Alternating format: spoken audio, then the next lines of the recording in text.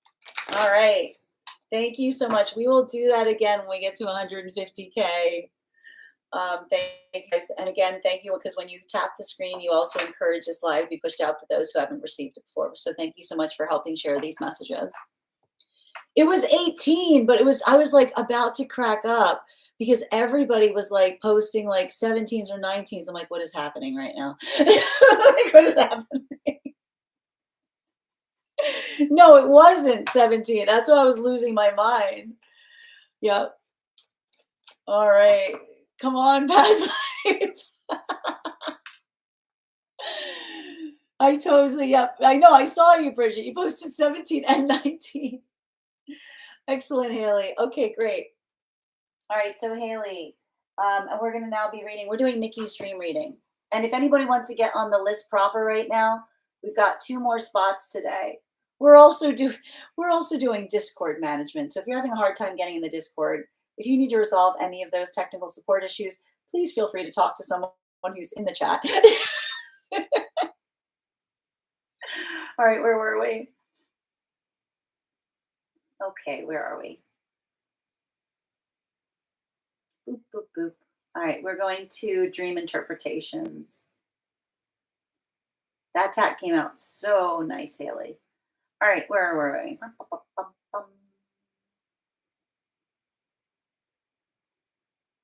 Dream, please. There we go. Okay, outside T, I assume. Please let me know if I got it. Oh, Bex, did you get on the list? If so, just give me the initial and where you sent the donation. Oh, I saw it come through. Yes, I've got you, dear. We've got 1 more spot today if anyone else wants to claim it. I'm going to go to the Discord now because I haven't yet. I need to get it done. There we go. My cat has arrived for the reading.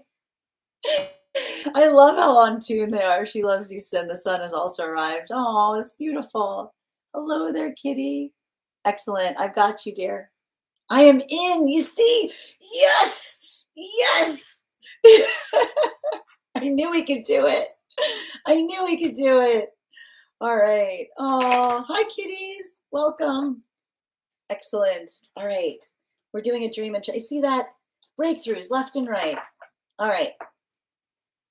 We're doing a reading right now for Nikki. Outside tea on dreams. Okay. This one is really random, and I have pretty much no clue what it means. So this will be fun. This is kind of a dream fragment. I don't remember most of it. The dream was definitely longer than this, but these parts stuck. It started with me in my house, and there were a bunch of people there, some kind of party, but it felt weird. There was this one woman who kept showing up in the dream, which stuck out, brunette. She seemed familiar in the dream, probably around my age.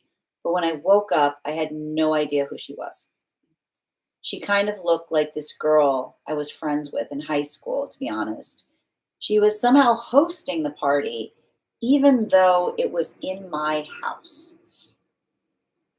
I started feeling overwhelmed and just wanted to get the heck out. I ended up in this courtyard outside of my house, which doesn't exist, wrapped in a blanket on one of those tanning chairs, full hermit mode, hood pulled so tight you could barely see my face. It gave Mean Girls energy.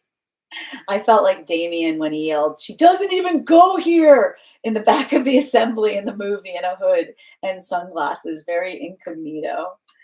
Then a group of guys I knew in the dream, nice people, came up and said they were heading into the party. They asked why I wasn't inside. And I was like, well, if you're going, I guess I will too. It's my house. So I walked back with them, knocked on the door, and that same random girl answered. Most of the people had left by then. She just gotten out of the shower or something. Her hair was still wet. And for some reason, seeing her in that undone, fresh out of the shower state made me feel more comfortable, like the vibe had shifted. Then we went inside, and that's where I blank. All right, can I please get Mm, yeah.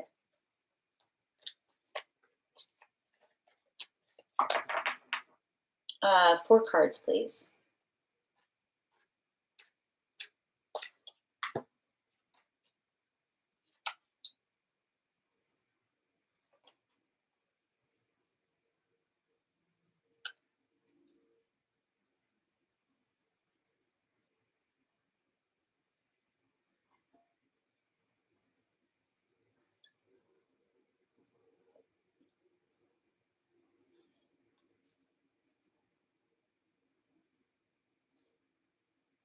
I think that there's something really interesting in relationality to this dream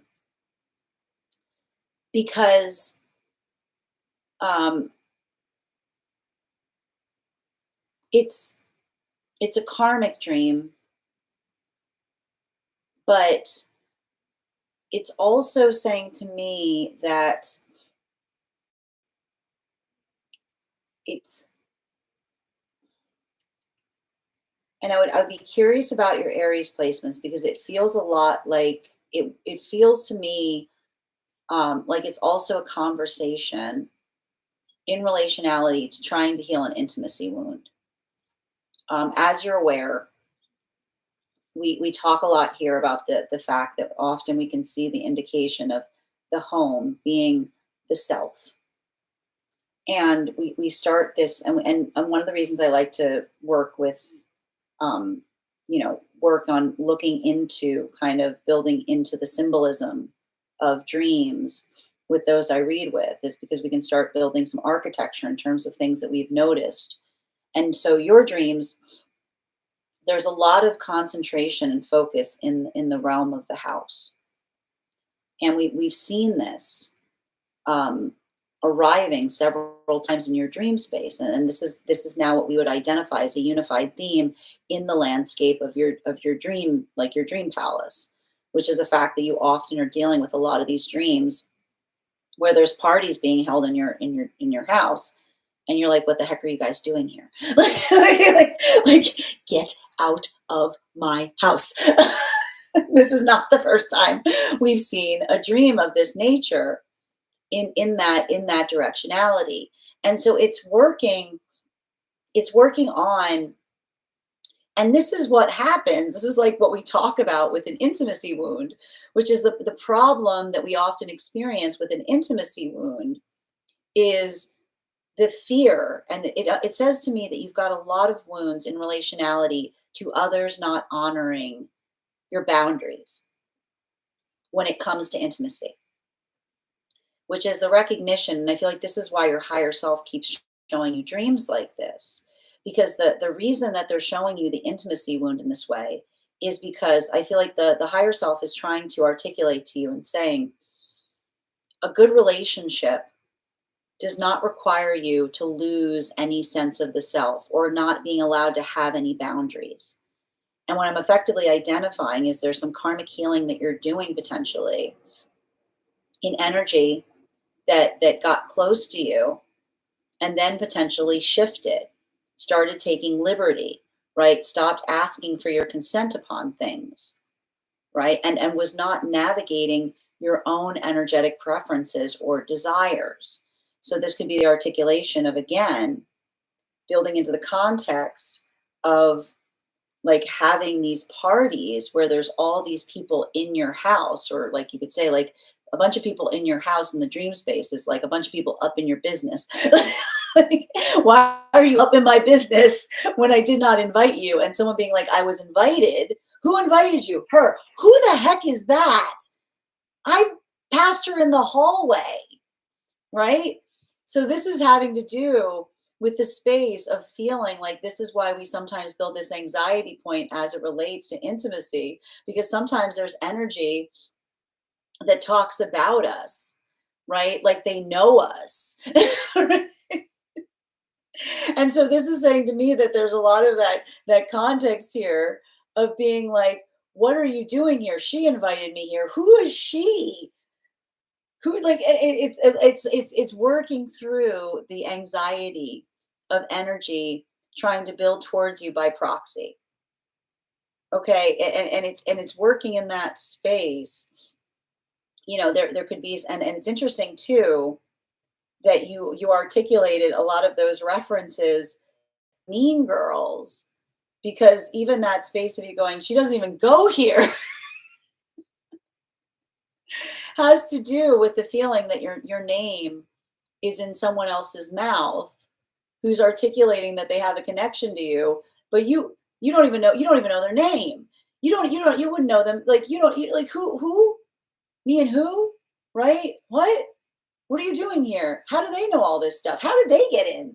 Right? So it's working through, like it says to me that you're healing from a lot of that energetic exposure point about energy potentially articulating or talking to you, or trying to build connections to you by proxy, and so, and I think that that's interesting because you wanted to avoid it, and it could even talk about the fact that when you've experienced this in your life, you don't your solution to it is just to walk in the other direction, right? It's like you're like, it's a lot of that, like, I'm not even gonna, like, I'm not even giving any energy, right? You're like, I'm just going. So even in that space of you kind of moving away from something and getting into hermit mode, and I love the fact that you articulated the fact that you went into full hermit mode, is potentially having these moments in your life where there was so much attention, and we've talked about this because this is often something that can happen with, like, those with Leo placements. Leos, there's a misconception that Leos demand attention. Leos don't demand attention. Leos, the problem with Leos, and this is what happens with Leo energy, is you can't help it. Like it's like no matter where you go, attention finds you. It's like, and this can be very confusing for those with Leo placements because it's almost like that energy that talks towards the space of recognizing or identifying the fact that, like, even, like, even outside of where you should be, like, like moving away from something, being like, whatever, I'm moving away from the drama, there you are, and even in that space that you're trying to avoid everyone, here's a bunch of new people coming towards you. Like potentially even like hearing things like like outside of that framework. But I think that this is really important, and we've talked a lot about this here because this is what keeps on popping up in your dream space. You don't stand up for yourself, but you'll stand up for someone else in a heartbeat. This is the second time we've seen this in your dream space, right? Because your ability to avoid conflict is such that when someone's messing with you or something, I see you, like, you're just like, you just move off into the other direction. But now, like, you got some guys that are trying to get into your house, and you're like, well, I better go with you. I mean, it's my house. So you see the responsibility. You see the Leo, like Leo. You see the responsibility. The Leos can't. You can't move away from the responsibility of suddenly recognizing that when it comes to a bunch of other energy going towards it, now you're stepping up.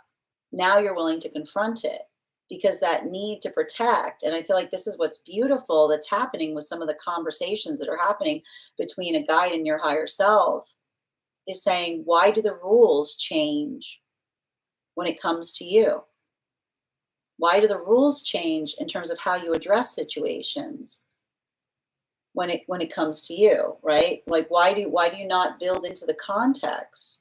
You were ready to confront, right? You were ready to do it when you were feeling like that need or that desire of helping, like, bring a bunch of new energy into a space. But you weren't doing it for your own benefit, right? You were finally ready to get to the bottom of it. So that there's something really important, I feel like, that keeps on arriving there. And I think it's really interesting that when you came back, right, almost like in the space of an ambassador, right, then suddenly the energy that was inside your house, it didn't look as intimidating, right? It looked like it was wearing a towel. It looked like it was, it felt like it was much more approachable. So to a certain extent, I think it's really interesting because I feel like what's happening here is, um, there's a bit of a meaning that's happening in some of the context of these dreams that are arriving to you. That's almost like the higher self saying, have you noticed that when you felt like it was happening to you, you made one determinative decision. But when you were coming into the space of advocating, of stepping up, then suddenly you found you found that force to face something. Because, and I think that this is the thing about it, like your higher self is always saying, it's not about you, right? It's not, they're saying like, and I feel like there's a little bit of that space that I feel like you sometimes have a hard time speaking up for yourself because you're worried that someone's going to say, oh, you're just doing it for attention. And I feel like this is a higher self saying, you don't do it for attention, but sometimes your fear of others feeling like you're calling attention to yourself by articulating your needs is such that you don't advocate for yourself at times, right? Bottom of the deck on this reading. Yeah, that ability. And I think that this has a lot to do with your Leo placements, because often this is what happens to Leo placements. Leo placements get there's nothing more painful. And this happens to a lot of those with Leo placements, where other energy will fault them for the attention that they generate. They'll say, stop being such a spectacle. I like to call it the curse of spectacle, right? Because Leo is a sun energy. You can't help what people do in your presence, right? So when you're in a space where you operate in a place where as a Leo, you just draw attention to yourself, and someone says, stop being a spectacle, right? They're almost saying like, stop being you, right? And especially when you're like, you're not trying. And I think that it's really interesting because like you describe the fact that everywhere you go, there's a party. You're generating attention without trying. It creates that complication. And even the point where you were trying to like garb yourself, right? You're like, okay, I'm just going to go into hermit mode. Nobody will see me. Even in that context where you were trying to be avoided. Hey, what are you doing? Like, Leos do not try to get attention. They can't help it.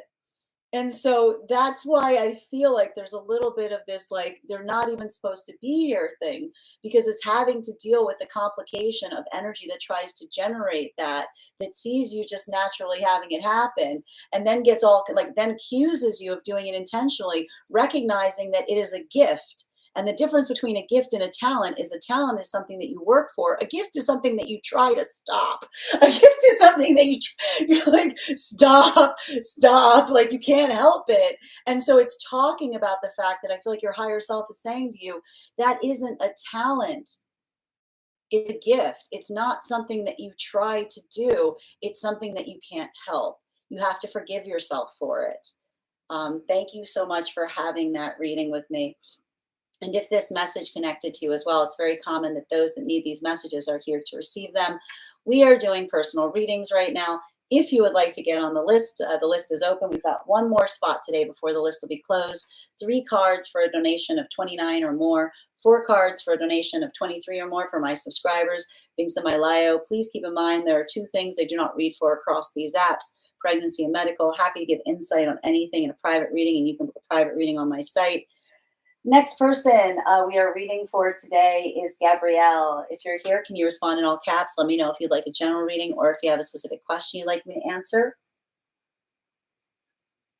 I'm going to take a moment to read over some of the comments that came through as I was reading. Also, if you have information you feel is relevant to our reading, for instance, if you have a dream you'd like me to interpret or any other information, you can include it in the notes when you send the donation, or if you are a subscriber to our Discord, you can post it in the allocated channels for it.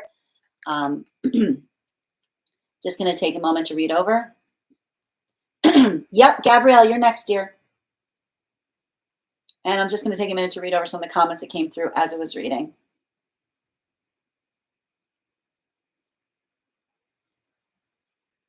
You need to leave, yes.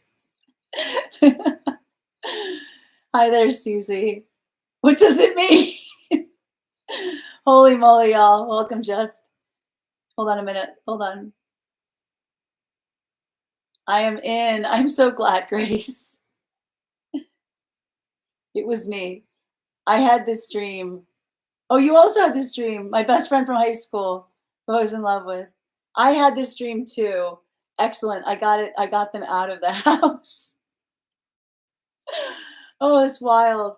Holy moly. And hold on a minute. OG. And learning to push it back and reclaim my space and energy. Exactly, OG. Yep. I got into the Discord as well. I'm so glad. Look at everybody getting in. Okay. Give me my stuff back. This is my house. Exactly. Like, yeah, boom, intimacy wound. I knew not again. The intimacy wound will continue until you until morale improves. Oh, I love you, Metapasca. You need to leave. This is true. Why are y'all partying in my house? Exactly. Yep. My husband says it in that voice all the time. I love that. Get out of my house. Saturn and Aries. Yep. Yep. Two X's. Thank you for confirmation. Right. It's like, why are y'all up in my business? Exactly. I was in love with her and her with me. We didn't acknowledge because we feared our parents. Oh, sending you so much support, Just. She doesn't even go here. No one gossips more than an ex who has no access. Have to claim Bridget. Right. As if they know really well. They don't. We're just mean. We were the mean girls for sure. Just her and I against the world. You can't sit with us. Oh dear. I'm cracking up. Thank you, Nikki. Nikki has the in the club we're all fam energy. Exactly. I feel like most Leos do. I feel like most Leos are in the club we're all fam energy. Bam, Leo. Is your dream in the Discord? I missed it. Leo Venus. Yeah. Oh, Leo Venus is wild. Leos, we don't need attention. We don't want it either. Exactly. It's like that's the thing with Leos. Leos just have to help, like heal it. And everyone's like, "Oh, that's so Leo." You're being like, I saw this video about Leo things, and I was like, "Yes, I saw your call. I purposely ignored it. That's me." Hi, Leo here. This is me. I understand this all day long. Yes, this is so true. I'm always so compassionate to stand up for everyone else. This is the second time we've seen this. This is a continual theme in your dreams, Nikki. They keep showing the context of what you do when it's just yourself, but then what you do when it's a lot of that you can't talk to them like that, right? Like that's what we keep on seeing that's happening in your dream space, and the higher self is saying, well, why can they not talk to them like that? Why are you letting them talk to you like that? Much cleaner when I went back. Yeah, again, it was a much cleaner situation when you were doing it for someone else. I do have a hard time advocating for myself. Right there with you. Leo North Node. Past 2 days, I've gotten into arguments and it's not always about you. Leo Sun, literally, don't make eye contact. Don't look at me. Leo's like, I'm not trying to shine so brightly. I was just trying to apologize and convey I understand. I don't get that's and here's the thing, like this is very difficult because Leos have a tendency of drawing energy towards them that then isn't like, like there's nothing sadder than a Leo that enters into a relationship with someone that first says, I love your light, and then starts saying, can you stop shining so brightly? Right? There's nothing more painful to the Leo journey than when someone says, like, oh my gosh, you're just amazing, and then going, oh my gosh, you're just so much. Right? It's working into the context of understanding and recognizing like that often those with Leo placements have to work through the compassionate space of understanding that like that muchness is not something that is negative. It's just regulating and recognizing those who can stand like those who can stand the glare. I mean, like it's not working through the space of feeling like you're too bright. It's working through the context of understanding that love appreciates it. They don't cover their eyes from it. Yes, I'm like, what? I'm just being me. I'm not asking for this. Exactly. I can relate to this too. I almost cloaked myself. Just moves to remote island. Leo Venus feels called out. Yeah. Stop looking at me. Yep. I feel right to this on a different energy. I relate to this on a different energy. Sorry to be a downer, y'all. No, you're not. You don't need to like there's no apologies here. Like we're just talking about what we're experiencing in that dream space here. Amen. Hermit walking. Yep. That was so good. Thank you. You're so welcome, Nikki. It makes sense now. She doesn't even go here. Get out of my energy. Let me be. Hold on a minute. One second. I'm just reading over the comments. Yep. And Gabrielle, you're next, dear. I'm wondering if we'll make it up today and how he feels about it. Okay, I got you, dear. All right. Can I get 4 cards, please? Highest priority messages. Also, friends, we are at 113K likes. When we get to 150, I will be doing another gift or giveaway and gifting a reading back to the collective. So make sure you're tapping that screen. Also, when you tap the screen, it encourages the app to push this out to those who have not received it. So thank you as well. Reading for Gabrielle now. Can I please get 4 cards? What's going on there?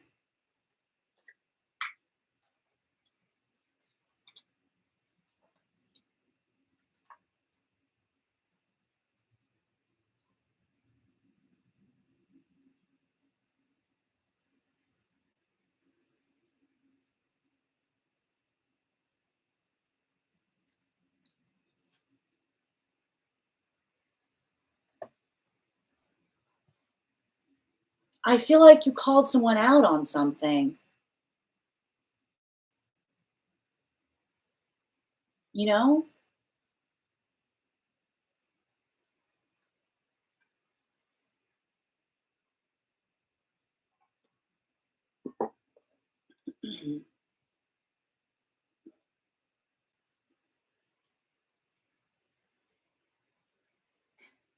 And I feel like there's something about this here, like,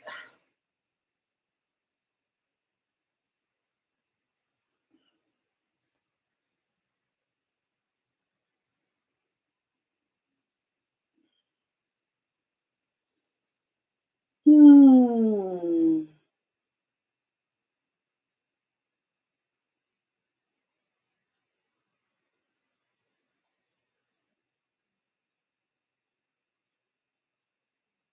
Is this person got Scorpio placements?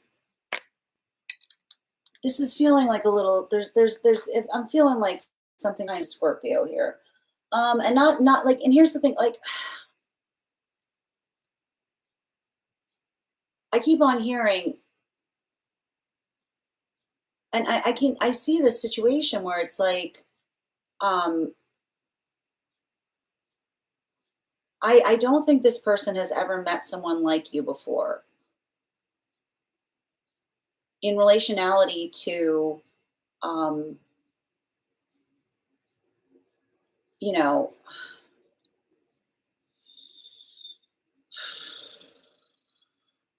how do I describe this? Um,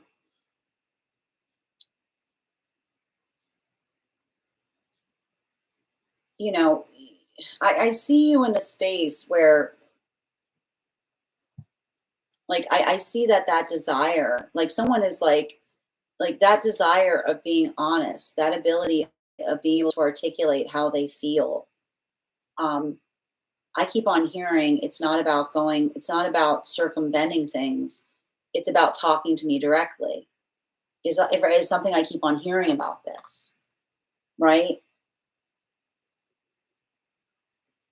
Like that's the thing that I'm seeing here. Like it feels like you called someone out on something that could have just been a conversation. And it feels a little bit like someone, you know, not wanting to talk about something or not wanting to talk about someone, you know, like there's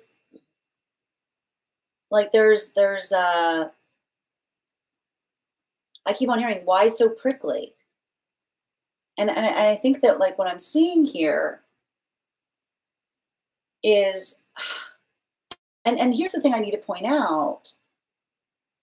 Um, and I keep on hearing like, I'm not sure where this is coming from, but it feels like it's relevant to this reading. The opposite of love is not hate. The opposite of love is not hate. The opposite of love is nothing. Hate, like I keep on saying, hate is, and this is why when we're on a spiritual journey, when we see someone who's like, I hate that person, you're like, that's weird. Like, you know what I mean? Like that's weird. Like, that's weird because go tell me more about that hate. Like, tell me more about that. I'm like, like that's confused. Hate is, and that's the thing about it. Like, we approach the things we hate because I'm like, that doesn't sound like hate. That sounds like confusion. And so I keep on seeing that, you know, I keep on hearing the past is the past because the past is something that we can talk about. And when we're cagey about it, right? When we start getting cagey about something from the past, it's very strange because it usually is indicative of the fact that it's not over, you know?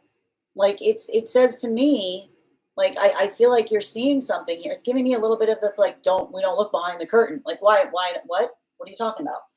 Like, well, why are you being so weird about something? You know what I mean? It's like it's giving me the fact of like them having to like still become energetically clear about something they were weird about. I mean, whether you guys are going to have a resolution about it today, I mean, if they're still like, I think that there's some kind of clarification point that they need to, like, it's feeling to me like someone knows that they owe you an energetic explanation. And I kind of like, I see someone wrestling with whether they have to have a conversation on it or hoping that'll energetically blow over. So I just need to stress this, okay? This is not a like, let's just forget this never happened situation. If this is someone saying, if this is someone coming back and trying to act like nothing happened, like absolutely not. Because I keep on hearing acting like something's never happened is the energy being like there's nothing that will assure that something will happen again than when someone says, let's just act like that never happened. Because someone saying, let's not act like that never happened is the assurance it'll happen again. Because it's like, just get used to this, right? It's like, just get used to this, right? Just get used to this because, and I keep on hearing there's nothing here to get used to. There's nothing here to get used to because that ability of getting used to it is like, stop bringing it up. Is like being able to articulate and identify. And I keep on seeing having to say to someone, like, this is not, I'm not going to get used to it because it's below my standards, right? Having a conversation of what those standards are, making sure someone's just not in that space of them saying like, oh, you're still going on about this. Be like, yeah, I'm going on about it because my standards are not like up for debate. Bottom of the deck. Yeah, Queen of Wands. I keep on hearing, don't mistake me for someone else. You're not the stand-in for another person's trauma as it relates to something from the past, is what I keep on seeing. And don't let it, was this some kind of pathwork of comparison? Did someone try to compare you to someone from their past? Because there's something about this that feels like that. And that's the thing. I keep on seeing you're nothing like you're nothing like some kind of past experience. But I keep on hearing it's awful convenient, right? It's awful convenient. And it's awful, it's sometimes very intriguing when someone, never will you know that someone is projecting, that when they say, you're just like X, never will you know when someone is projecting something on you that isn't yours than when they say, you're just like X. Because then you have to say, I'm not, but you're acting like you want me to be, right? So make sure that, like I keep on saying, the past is not a comparison point. This is how we create trauma. This is like, this is wounding territory. Because something about like, something about this here, like I just keep on seeing that there's some kind of conversation as it relates to the direction that something is going. So make sure that make sure that you're being very clear with someone in terms of what those manifestation goals are. Make sure that you're being very clear in terms of what it is that you're trying to create with another person. And if this is the energy that like, and that's why I keep on seeing, if someone tries to come back and say like, let's just forget it, be like, no, let's just forget it is how it happens again. Building like the rules, or having that hard conversation to say like, look, like we can work through this, but we have to work through it. Like that is the conversation that needs to be had. Working through something doesn't mean forgetting it. Working through something means working through it, even if it's difficult. Thank you so much for having that reading with me. And if this message connected to you as well, it's very common that those that need these messages to be here to experience them. We are doing personal readings right now. If you would like to get on the list, we've got one more spot today before the list will be closed. The next person on the list for today is Susie. Susie, if you're here, can you respond in all caps? Let me know if you'd like a general reading or if you have a specific question, and I'm going to take a moment to read over some of the comments that came through as I was giving that reading. All right.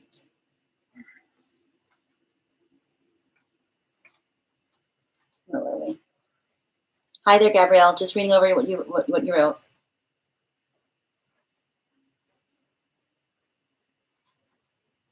Yep, exactly, Nikki. Hold on a minute. Whoop.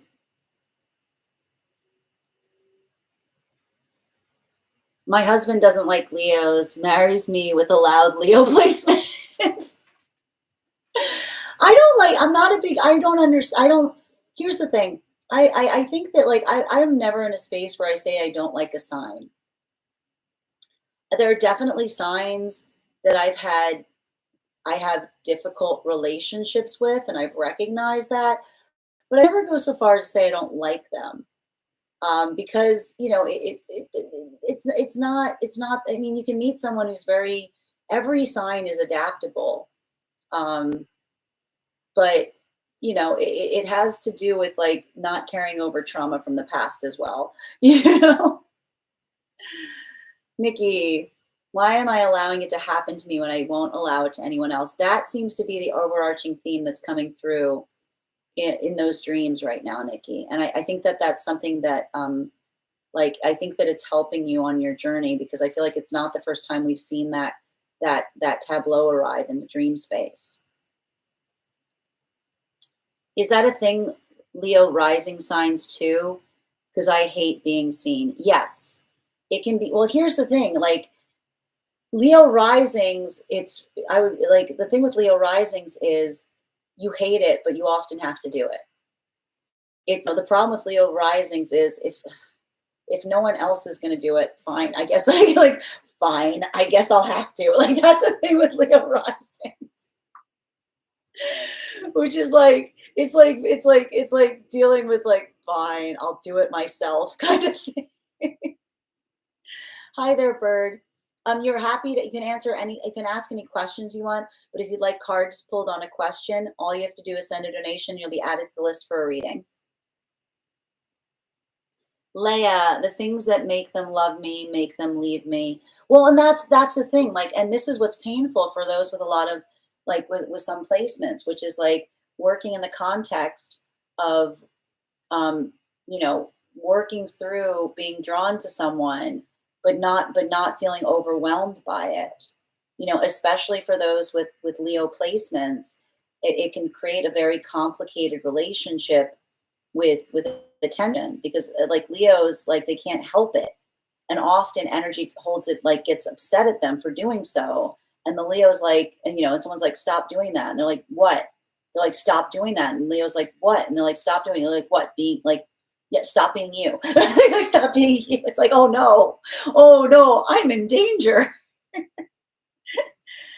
Hi there, Bird Center. My question is that when will I be able to get? Oh, I'm sending you so much support on that journey, Bird. And I will say, a little bit of this energy that we're experiencing right now during this full moon in Scorpio, it may feel like a lot of anxiety is coming up. Making sure that you're trying to ground through that. Make sure that you're hydrating, and make sure that you're doing a lot of that work right now. Now, if you'd like a personal reading to get more insight about how to affect, like things that you can do through that work, I'm happy to draw cards for you. But I will also point out I don't do medical readings here. So I can't do anything in the basis of anything as it relates to medical anxiety or medical depression. But if you want a personal reading to help you navigate through how to like work energetically through any kind of fears or doubts that you're having within yourself, I'm happy to draw cards on that. But I'm sending you so much support on that journey. All right.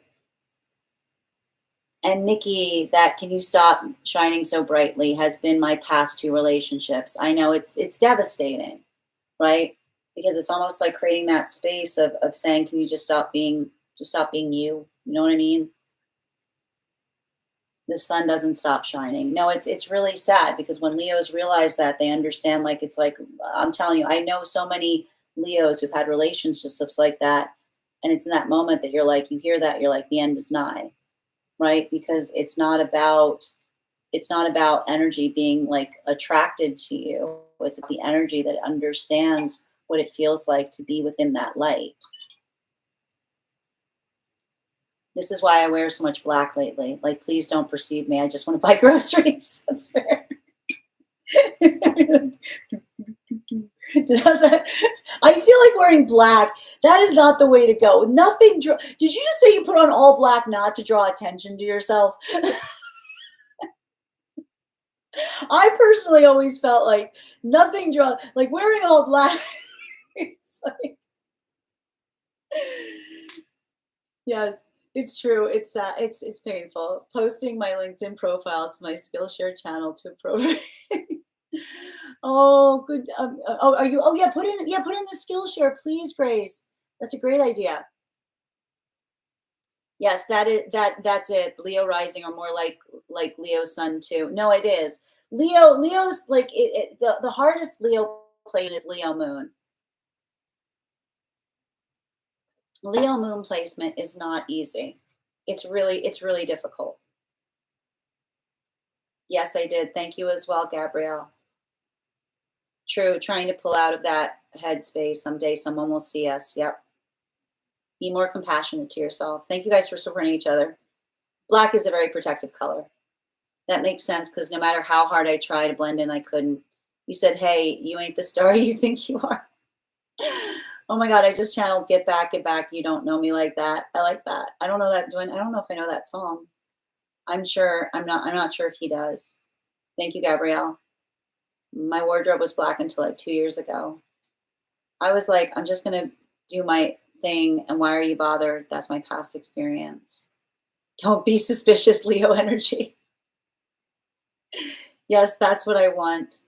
When is he going to own up and realize what he's doing?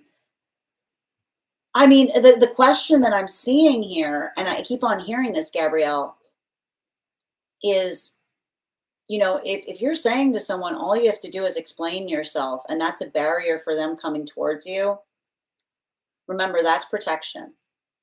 Okay? Like, I keep on seeing like an explanation, like, is working in the context of identifying and getting clarity. Don't let someone create confusion. Hi there, Melissa. I'm afraid I don't do medical readings, Melissa, but I'm sending you so much support on that journey.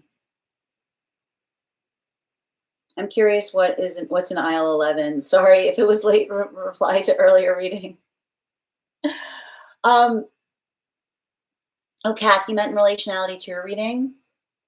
I keep on hearing the reason I was picking up something there, Kath, is because like I keep on hearing clean up on aisle 11, like your name dropped out of their mouth in something.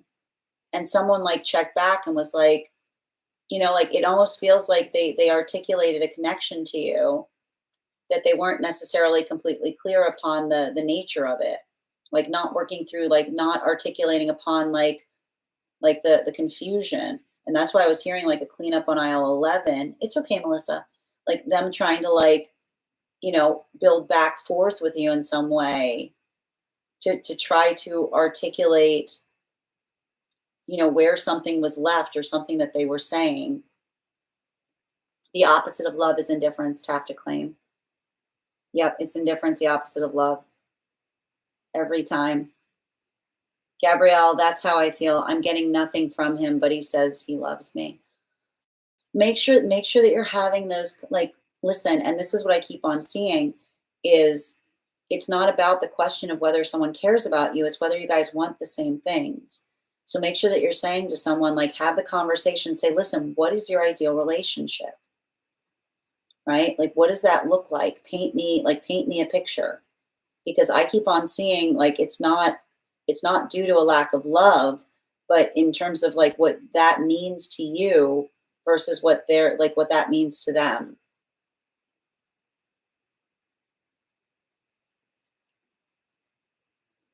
That's what he always does. Thank you for confirmation. I'm not sure. Do you think he does that?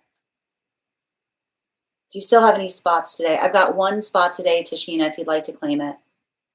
He never says anything like that. I'm not sure he doesn't talk about his exes. I'm not sure why he doesn't talk about his exes. He doesn't talk about his exes. Okay, thank you. Like that, like just I keep on seeing like there's something about being able to articulate and build into. I feel like in a way, like being able, I keep on hearing like talking about it is healthy, right? Like the ability to talk about it is articulating about what occurred and what could have been done differently. Because I'm just picking up a little bit of this energy here of someone who like kind of like that's what I meant about the Scorpio placements, right? Not just saying like I don't want to talk about it, like making sure that there's not areas that are off limits to talk about. Making sure that there's not like I keep on hearing like an invisible force field about like what is like conversation you can have versus them like pulling away in to avoid a conversation, if that helps.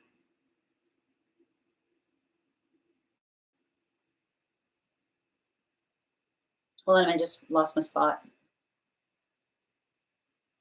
Whoop, hold on. Gotta give me a minute, guys. We're having a. I was. Hold on a minute. Oh, sorry about that. Mercury's in Taurus. I'm expecting this kind of stuff to happen. It's like a little bit of catch up energy. Hold on a minute. Hi there, Susie. Good to see you, dear.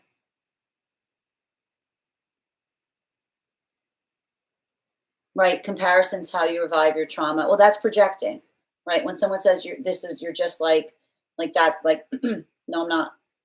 Right. Like that's the energy of saying I do. Like it's not like don't like it sometimes it's like energy tells like that ability of saying you're just like blah blah blah. Like that's someone projecting. We don't do that because that's traumatizing. Repetition.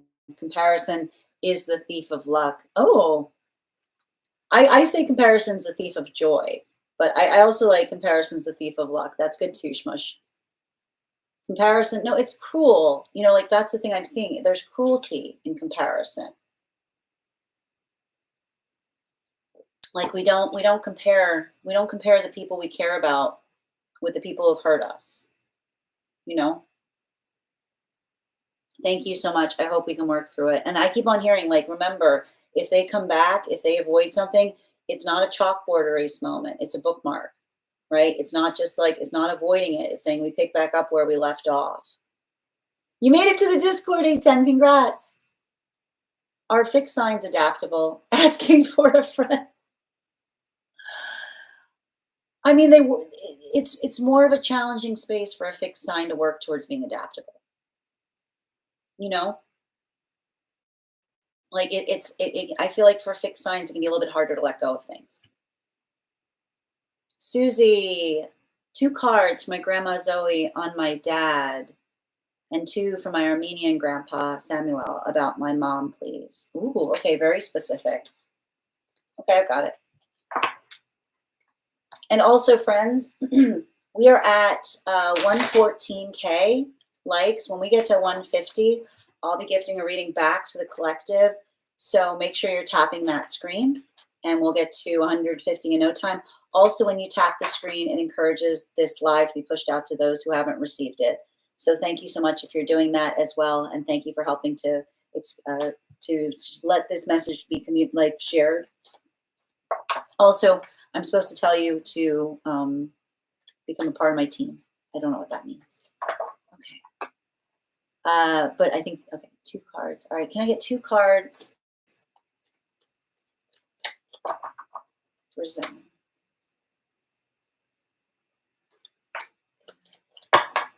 And then 2.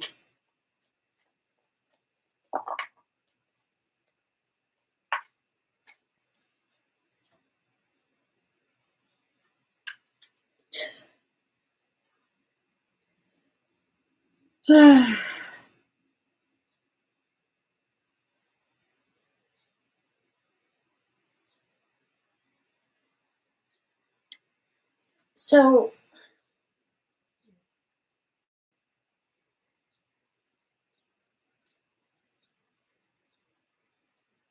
I feel like there's something about, for the connection with the first energy that we're talking to the grandmother.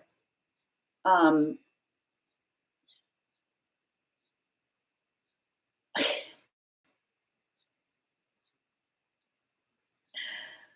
I feel like there's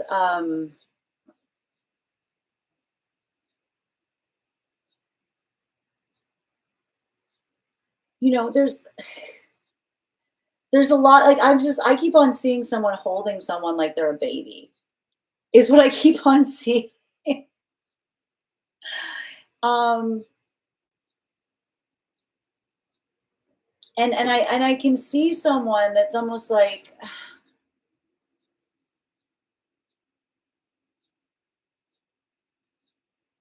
they're kind of shrugging. They're like I feel like I see someone that was working in the context of trying to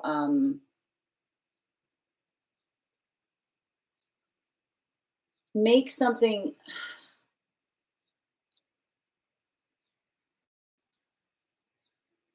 How to explain this? Okay, so they're talking about the fact that you and them are very similar.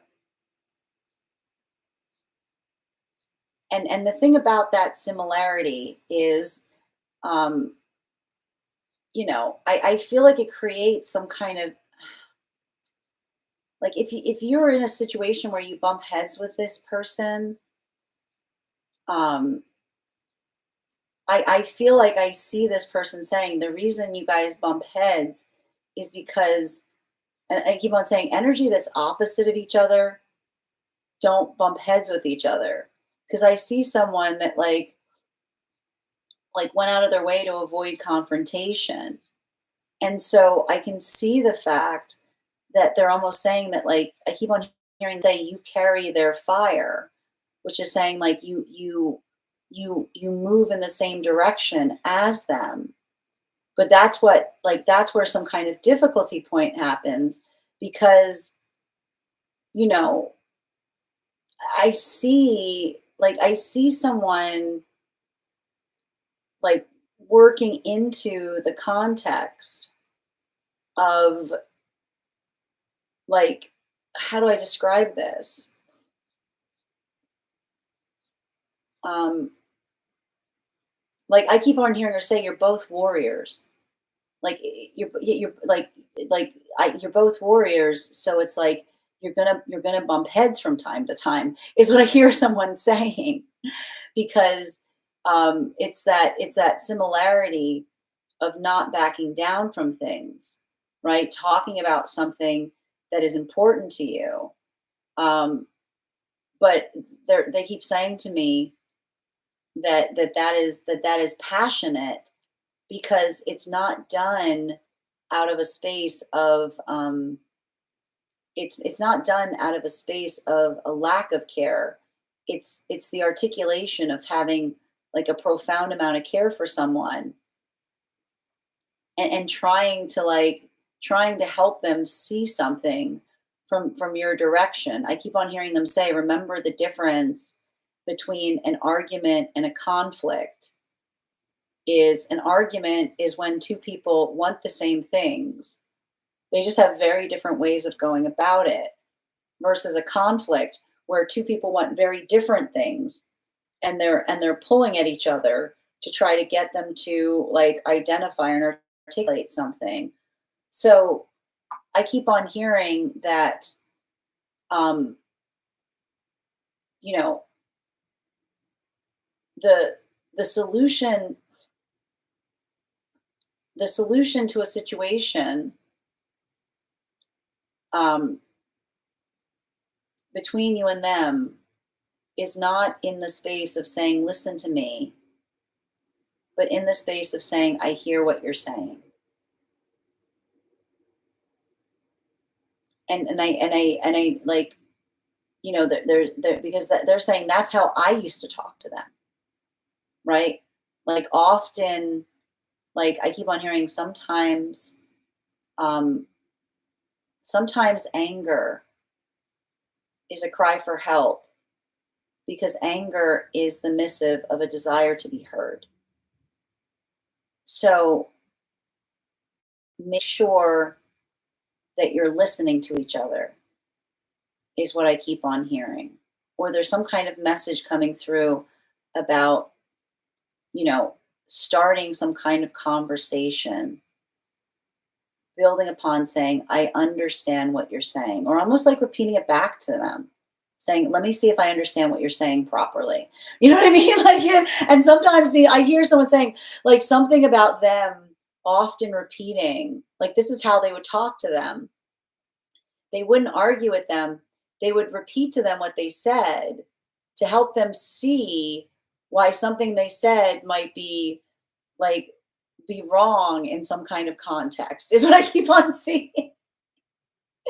Right? Like they're saying like don't feel like you have to argue against them. Repeat back to them what they said to make sure you understand what they mean. Because I keep on hearing someone say, I mean that, and being like, okay, so what did you mean? Right? Because there's something that's getting like lost in translation. Um, that brings us to the second energy, and that's leading us to oh, this is like completely different. Hold on.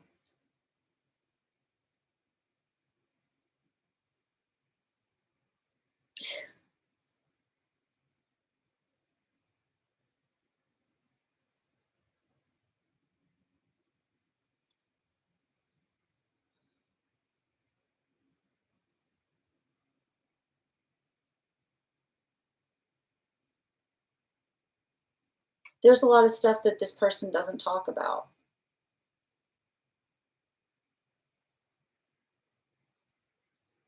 you know? Um,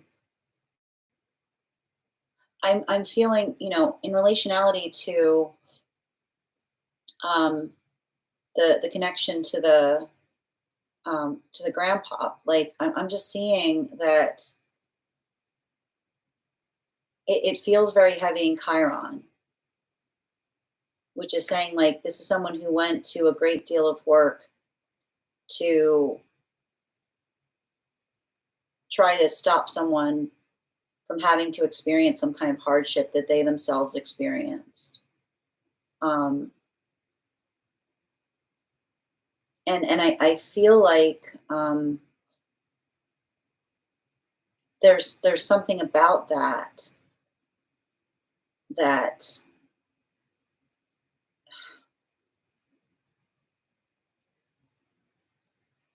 I keep on feeling like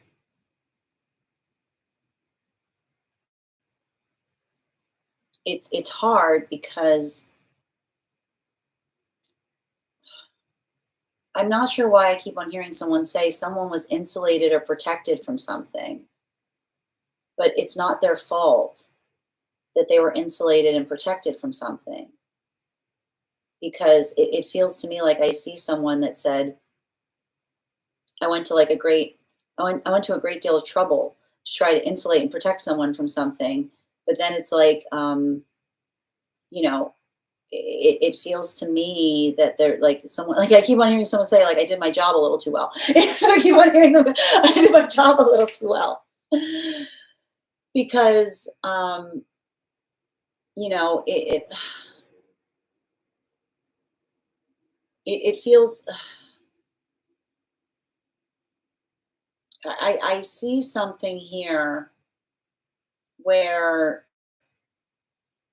and I don't know if you've experienced this, like not like something not adding up. Like I keep on hearing, like, I don't know if you're looking for something or trying to like figure something out. Like I don't know if there's a conversation you're having with someone. Um, but I just keep on seeing that, there I keep on hearing them say there's a lot about me that they didn't know, because my job was to protect them from things that like they didn't need to know. Like it's giving me a lot of this energy here. Um, that almost like I almost feel like this is someone who like this is giving me like, I don't know if this person had like a double life or something like this, but like they're like I keep on seeing like there's gaps here. Like I don't know why I'm reading this, but it feels like there's some things that don't make sense. You know what I mean? Like I'm seeing something here of being like, help me understand this better. Um, but that's the thing about it. Like I see a circumstance or situation of someone trying to like, and that's why I feel like I see someone heavily in Chiron, which is just someone shaking their head saying, I went through something, so you didn't have to. And that included me telling you about it, like bottom of the deck. Yeah, especially with the Eight of Swords and its reversal. Um,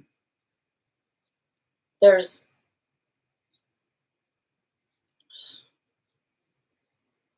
like I keep on seeing a situation of someone, um, how do I describe this?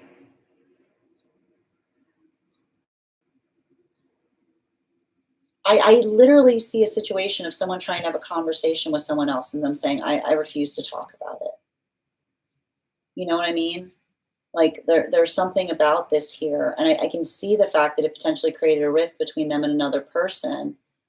Um, because something about the like I keep on hearing it almost like a point of conflict between them and another person, because um I just keep on seeing like, and it's interesting too, because I see someone like, you know working in a very practical space of trying to like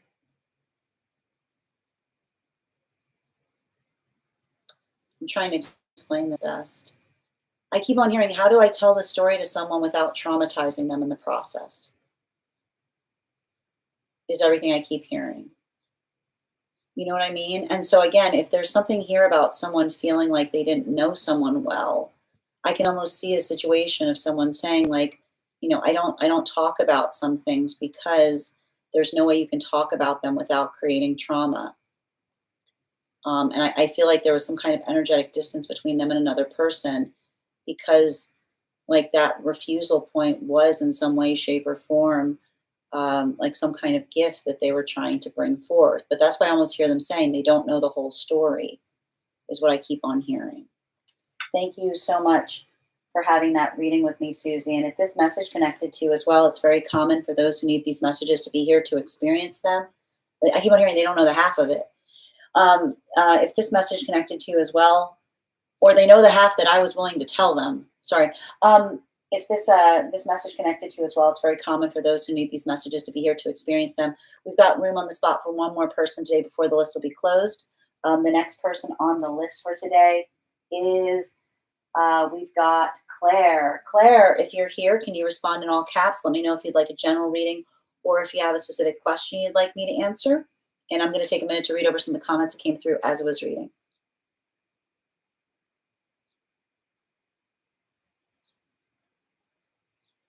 I hope so too, Gabrielle. And I'm so glad you made it to Discord, A10. Oh my gosh, Spittin'. Thank you as well for just. Trishina, thank you for getting on the list. The list is now closed. Okay, thank you for the context, Susie. I mean, that's like I you know, like here's like I didn't really need that. I was getting like they're like that was me.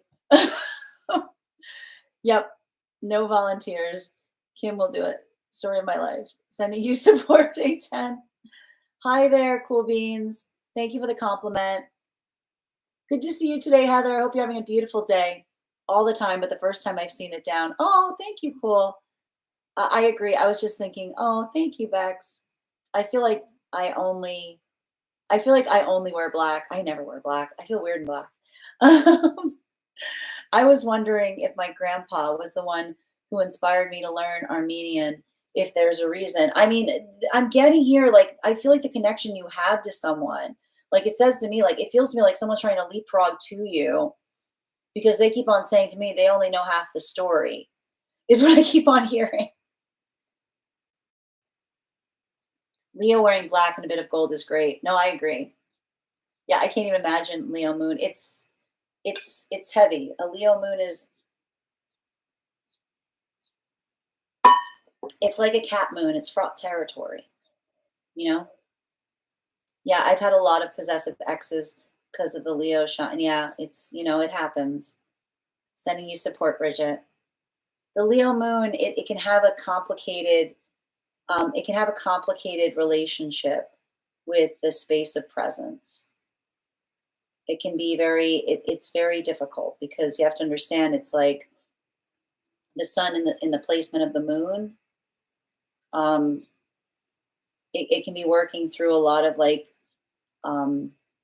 working through energetic blind spots as it relates to like how you're seeing or feeling anxiety about it. Hi there, Angela. And welcome from Liverpool. It's okay, Melissa. You have nothing to apologize for. I'm sending you so much support on that journey, dear. Oh, I'm sending you so much support as well, Angela. I hope you find healing. I need to enhance my gifts as a psychic empath. Well, I do offer mentorship classes for those who are working on getting closer to their gifts. I'm also struggling with addiction. Sending you so much support on that journey. Make sure that you're getting help where you need to get help. Make sure that you're reaching out to others for support as well. Hi there, Ryan. Thank you for supporting each other in the comments as well.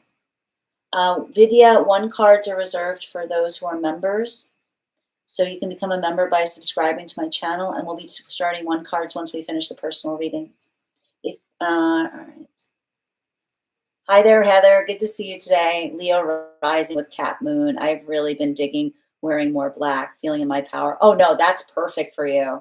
Oh gosh, absolutely. Those placements, yeah. Because here's the thing, Cap is really sophisticated. So, yep, you got it, Trishina. Looking around as I'm wearing all black. I didn't hear that cleanup. You're welcome, Kat. Anything else they would like to tell me? Thank you, Susie. Hold on a minute. All right. Adam, thank you for those gifts. Just reading over the comments. And the next person we're reading for right now is Claire. Claire, can you let me know if you'd like a general or if you have a specific question? The team is the heart me's. Thank you. You are also adorable, Nikki. All right, hold on a minute. I lost my spot. Okay, where are we? Yep, you got the last spot, Tashina. Okay. I feel the ability to talk about your exes means you learned from it and you're processing. Exactly. Beautifully said. And moving past it precisely. Sunshine. What about Leo sun, Scorpio moon, Scorpio rising?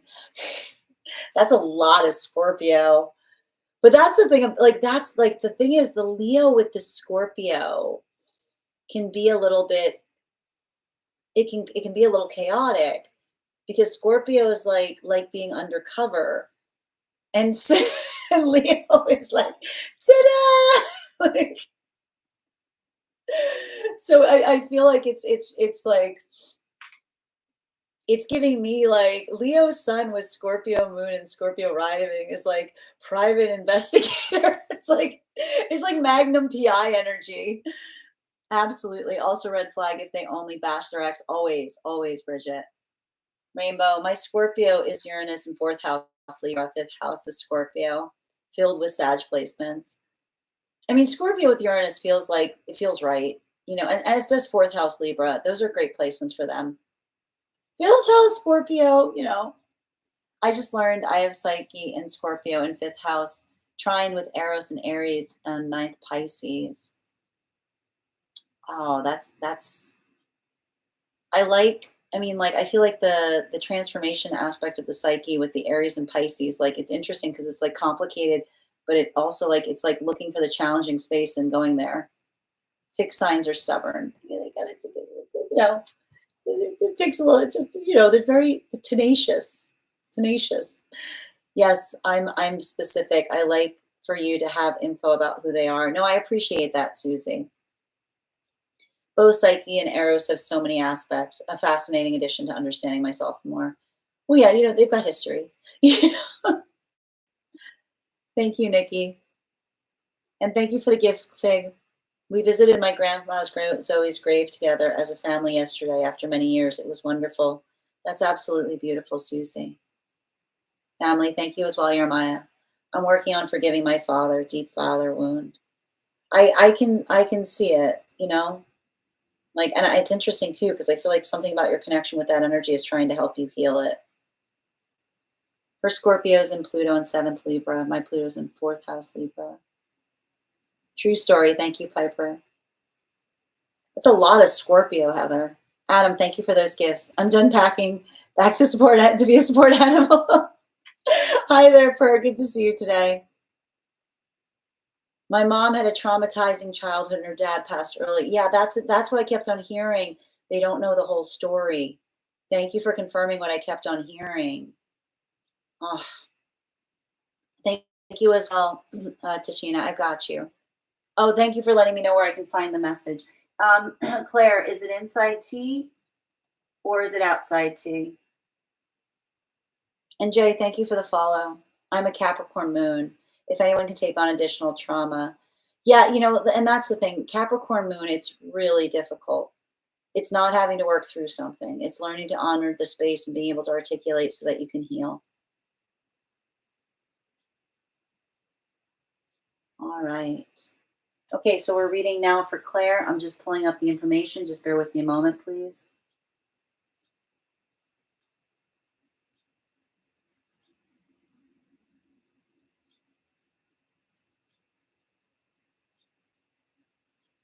Oh, hold on. I went to the wrong spot.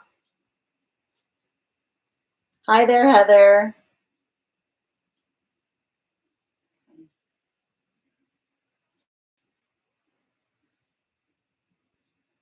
All right, so we're reading now for Claire, and the list is closed, but we will be getting started shortly on one card readings. All right. Oh, I see here. Oh, when did Rebecca? I guess Rebecca is also on the list. Oh, that's Bex. Okay, sorry, I got confused. All right. Okay. Reading for Claire. Hold on a minute. It's outside. I just left the comment. Yep. Okay, cool. Thank you for confirming, dear.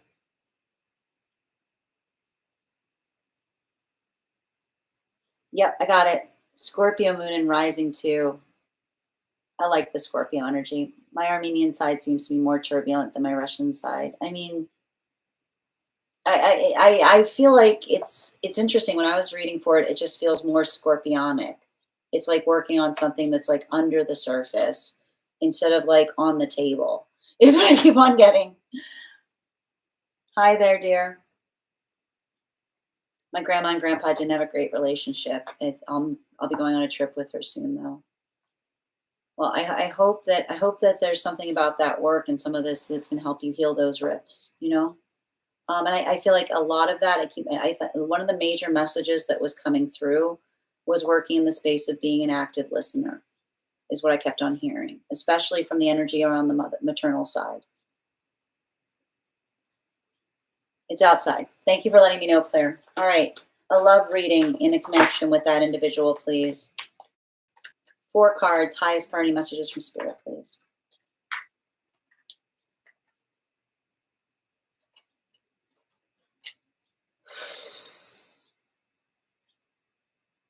What's going on with you? This is.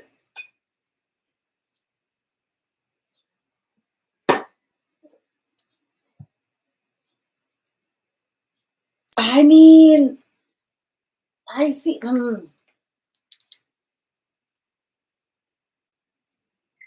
I feel like someone is going through some kind of anxiety as it relates to the energy around you. You know,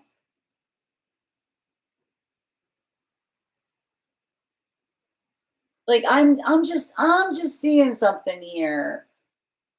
Um, how do I explain this? Why?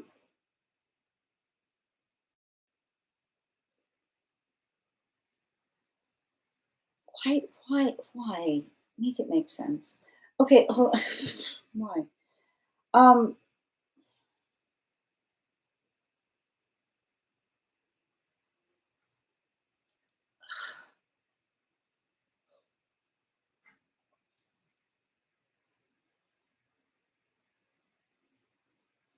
there's nothing cool about playing cool.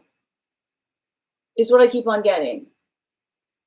There's something about this where I keep on hearing. There's nothing cool about playing cool. Like interest, like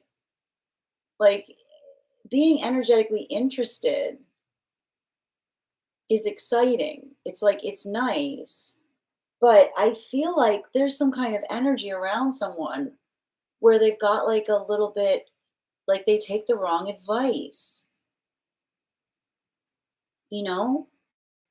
Because I'm just seeing something here where it's like somebody's coming out of like it's giving me like a little bit of this energy. I don't know. I hate when I see someone who's learned something like this, which is like don't let someone know how much you like them. Being like, that's dumb. You should always let someone know how much. Like I always like to point out, you know, when you take advice from someone, you got to look at where they are to decide if you want to like you have to like look and see like how that's working out for someone in some way because the thing is, and I'm not sure why, like I see someone potentially trying to play hard to get with you and like, you know, it's going over their head out, it's like going over their head out the window in the process because it's giving me some kind of energy of someone who's like, you know, like not like and that's why like being playing cool is really silly because someone else like who's secure like is just like okay you're just being weird, you know what I mean? Like it's really like it's like somebody trying to be cool and doing something in a way because they're taking the wrong advice and so instead it's just coming across as like really weird. um I feel like this is someone who's not as comfortable with being themselves as you are. And honestly, I know, like, it feels like someone who's kind of intimidated, to approach you. You know, like, I see some like, I see someone, like, struggling with this, and I'm not saying this by any way in any way to lower your standards, you know? Like, it's giving me a little bit of this, like, shape up or ship out energy, because I see someone that, um I don't know what you said to them. I don't know what kind of conversations that you've had, but I just keep on hearing someone saying you're a cut above the rest. And that's why, like, I see some kind of situation or circumstance where you've got someone flustered, right? Like, you've got someone, like, they're not sure how to approach you. Um, but I also kind of see, like, I'm not sure if there's already been like a little bit of a gaffe here, because, and this is why, like, this is why sometimes when we, like and I'm not sure I'm getting this, like, it feels to me like someone who had some kind of conversation with you and recognized or realized that you're like, they've got to get their act together, because I just keep on seeing, like, this person being like, they're not going to stick around for it. They're not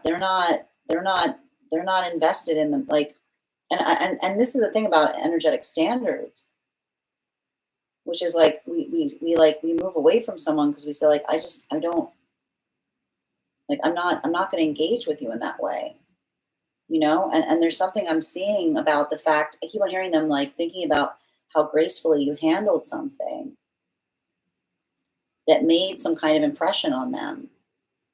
So I kind of see, I feel like the one thing I'm going to tell you about this reading is they're thinking heavily about what you said to them. They're thinking heavily about it. It made an impression. Um, if they're not communicating on it, if they're not communicating that to you, like, I feel like I don't know what this conversation was that you had or something, but I keep on hearing, like, they understand they have to explain themselves. Um, bottom of the deck, they gotta watch who they hang out with. Who is this person hanging out with? I feel like they're like, it's feeling to me like they got someone who's like an energetic go-between, like someone giving them advice on what to do instead of just like going with their gut. And never, like, there's nothing worse. Like there's nothing worse than, like, having someone like talk you out of something that you intend to do, because I just keep on seeing that, like, it's giving me someone around them saying, like, trust me, but it's like that they gotta start following their heart, is what I keep on seeing. Like, it's working in the context of, like, I keep on hearing, like take advice with a grain of salt, which is having to do with understanding that what one person suggests, like, it's like that seems awful convenient, because it's the difference between someone who, like, wants us in partnership versus energy that's always like, when they start seeing things are going the right direction, they're like, oh, you don't need any of that. You know what I mean? Like, it's giving me a lot of that, like, energy of someone who needs to kind of gut check the difference between advice that feels like it's positive and supportive to them versus something that it's, I keep on hearing, it's awful convenient that they said that. You know what I mean? Like, it's giving me a lot of this energy of someone that needs to start trusting themselves and thinking about, like, who they're talking to in relationality to how they choose to handle a situation or circumstance versus what another person like says, you know, like this is giving me a lot of this, like it's giving me a lot of like trust your source kind of energy, and being like thinking about um and that's what I see even now. Like this is what I mean about them coming into a space of accepting how they feel in some way. Because it almost feels to me like instead of talking to you about how they feel, they're finding some kind of intermediary. Like it's almost giving me someone who says to you, like, oh, I talked to someone about my feelings for you. And being like, well, why would you talk to someone about your feelings for me? You should be talking to me about your feelings, right? Like like the feelings are not a problem to be solved. There's something to be worked through together. Thank you. So like it's like maybe it's like instead of going to a third party to talk about the feelings, like talk to me directly about them is what I keep on seeing. Thank you so much for having that reading with me, Claire. And if this message connected to you as well, it's very common for those who need these messages to be here to experience them. We are doing personal readings. The list is closed, but if you'd like to book a private reading with me, you can book one on my site. Next person we're reading for today is Bex. No, actually, apologies. Haley is next. Thank you for winning our 100K giveaway. List right now is Haley, Bex, and Trishina. And also, friends, we're at 125K. When we get to 150, I will be gifting a reading back to the collective. So make sure you're tapping that screen. We'll get to 150K in no time. Hi there, Vidya. Doesn't show me you as a subscriber, dear. It looks like you follow my channel. The subscription is a monthly subscription. So if you'd like to become a subscriber, I'm happy to pull a card for you. Hi there, Teresa. You can always ask a question, but if you'd like cards pulled, you'll have to send a donation, but the list is closed today. We are going to get started on one card readings for subscribers shortly, though. All right.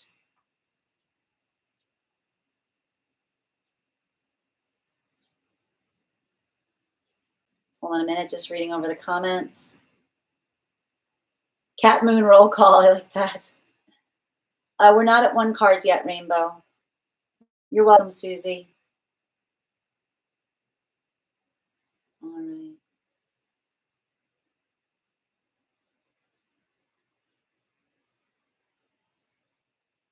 Thank you. Yeah, cat moons have always like generally no. There's a lot there. I know. I've had cat moons in my life. There's a lot there.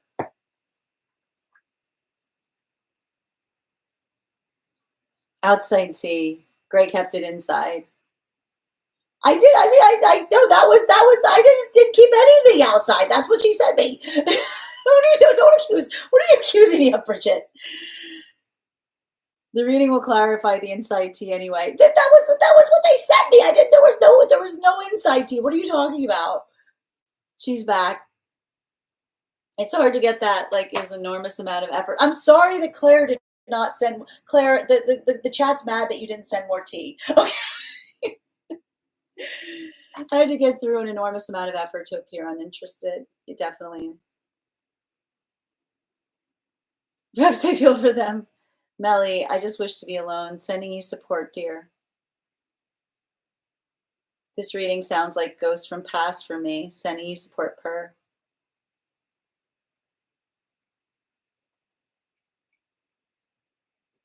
Well, I hope that you're not, again, making sure that you're not overreading into things, Heather, and especially as it relates to games between friends. All right. I'm a cat moon too. Hi there, cool beans. And thank you again for having that reading with me, Claire, and sending you so much support on that journey. Haley, I would like to explore the energy of, oh, absolutely. Okay, I've got you, dear. All right, can I get 4 cards, please? Highest party messages from Spirit, please.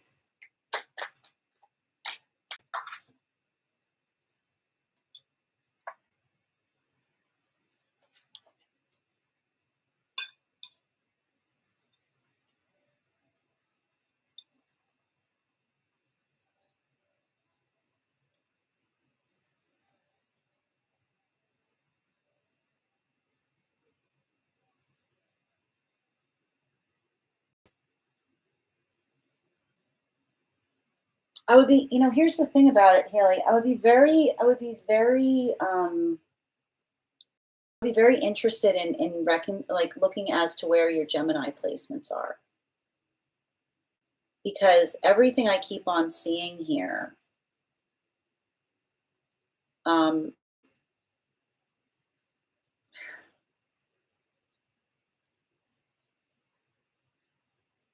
like I keep on sensing that there's some kind of energetic connection that,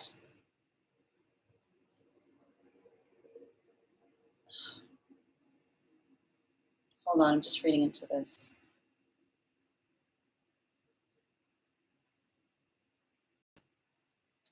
I'm just going to tell you what I'm reading into here. I am sensing some kind of energetic connection that decided that they were not ready. And I keep on hearing that there was an articulation of the fact that it was a choice. Like they're saying to me that that was a choice that they energetically made, that there was a determination point that they articulated and decided that, um, that space of readiness, there was a lot of anxiety and fear. And what's interesting about it is I just keep on seeing the fact that this energy has stayed, um, very close to you, like throughout your own existence. Um, and the thing about it is, I keep on hearing the fact that what's interesting to me is they're still deciding, like it's not about if, it's about when. Like they keep on I keep on reading this energy, and they're like, they're trying to find the courage to come into, the tangibility point. But I also keep on seeing the fact that they're so close to you that they don't want to be like out of energetic connection to you. So I keep on seeing that, there's something about this energy that is articulated, and I feel like they're saying, like they said that, like they're saying this, they're saying, "I'm coming. I'm just not coming now." Is what I keep on hearing. Is what I keep on hearing as it relates to the process of your birth, which is the fact that they made, like they've been in close proximity to you energetically this whole time, because they've just been getting their courage up.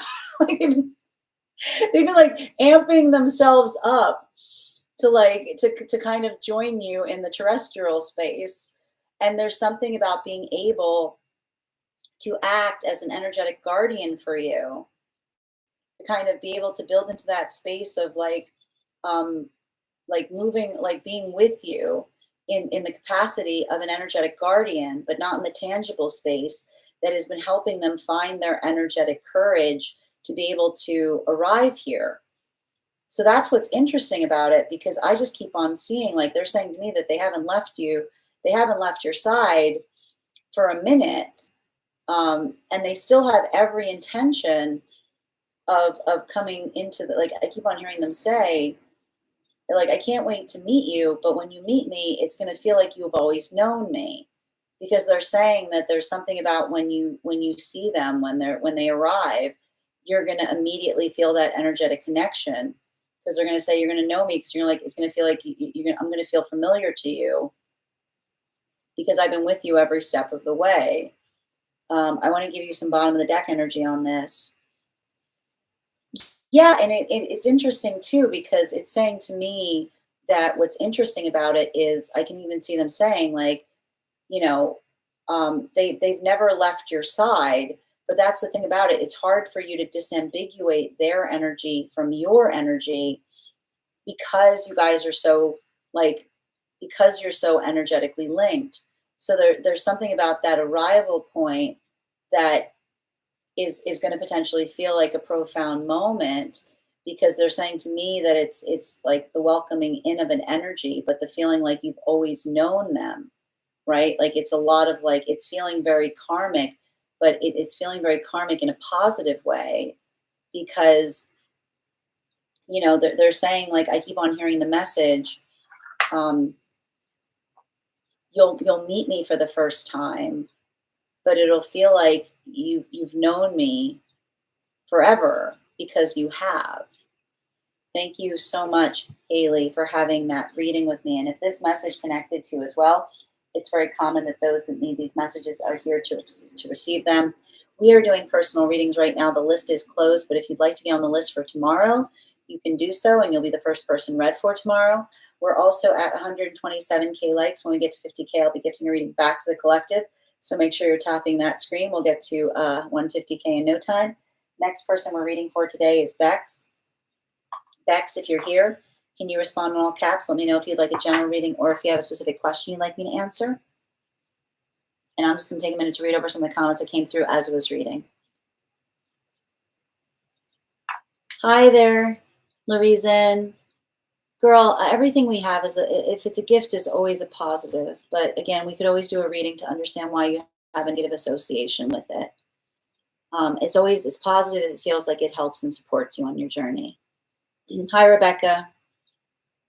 It's not love, though. Sending you support on that journey and welcome from UK. Okay.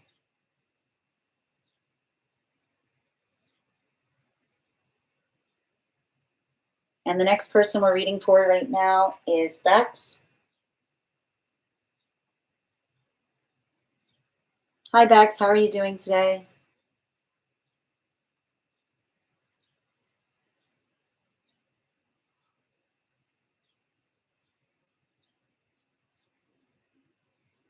No, I mean, I think you've hit the nail on the head, Heather. I mean, like that, the Scorpio, like you said, the Scorpio in that placement, it's all about being able to read into deeper things.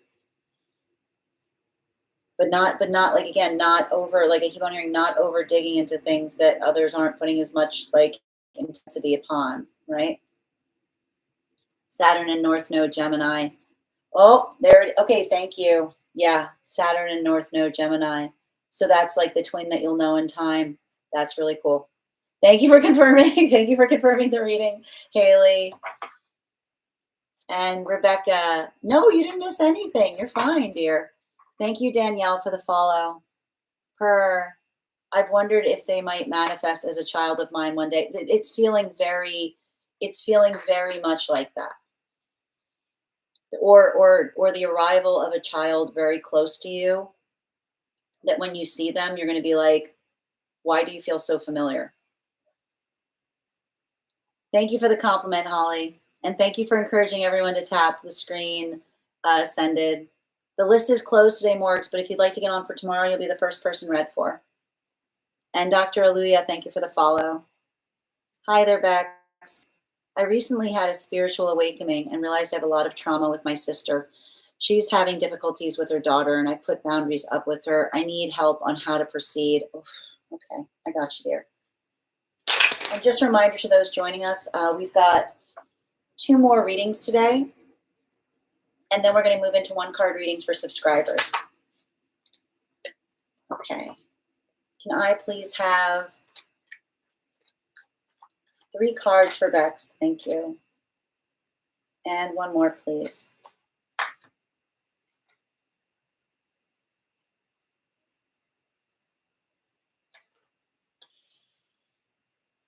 I know you're gonna hate this reading. I know you're gonna hate this reading. I'm getting here. Let Saturn do its work. I want to know where, like, let Saturn do its work. You can't, like, this is, I feel like the reason I'm hearing, like, let Saturn do its work is because, and what do I see here? Like, being able to articulate and say, look, I'm here if you need me. I'm here if you need me. Absolutely no burden. right? Being able to articulate to another and indicate and state um, that like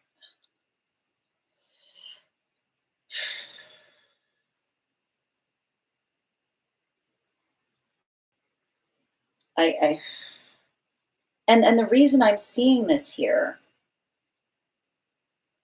is because, and I keep on, I'm just going to tell you a little bit about what I'm reading into, because you've got a guide on the other side that's trying to communicate upon something. There's the story we say that feels good to tell versus the hard conversation. And everything I keep on seeing about a circumstance or situation, um, I keep on like it's working into the context of understanding and recognizing that you and another person have very, very different views in relationality to what's happened between you both. And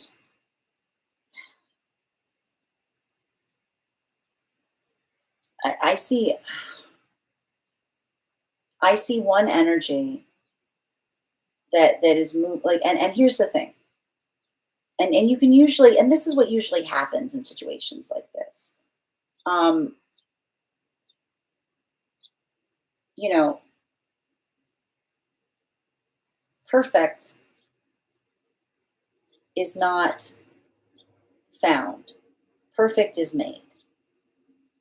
And when someone articulates a space where they're talking a lot about their lives and they say, "Yeah, I don't know what's going on. I was perfect. Everyone else around me," like, you know what I mean? Like, it's like, that's usually a sign that something is a little off, right? Like, it's usually that space that creates that identification point. Like, often the energy, like, often the song you will hear when someone feels like they're perfect is the song that they're telling everyone else around them that they're constantly failing them. Okay. And so, like, that ability, I just keep on seeing having to navigate to another person and say, if you need me, I'm here. I want you to think about the idea of acting as an energetic sanctuary. And what does a sanctuary do? Does a sanctuary like run over to someone and say like you need sanctuary? No. It's like you basically articulate and say, if you ever need me, I am here. And your ability to articulate over and over and over again.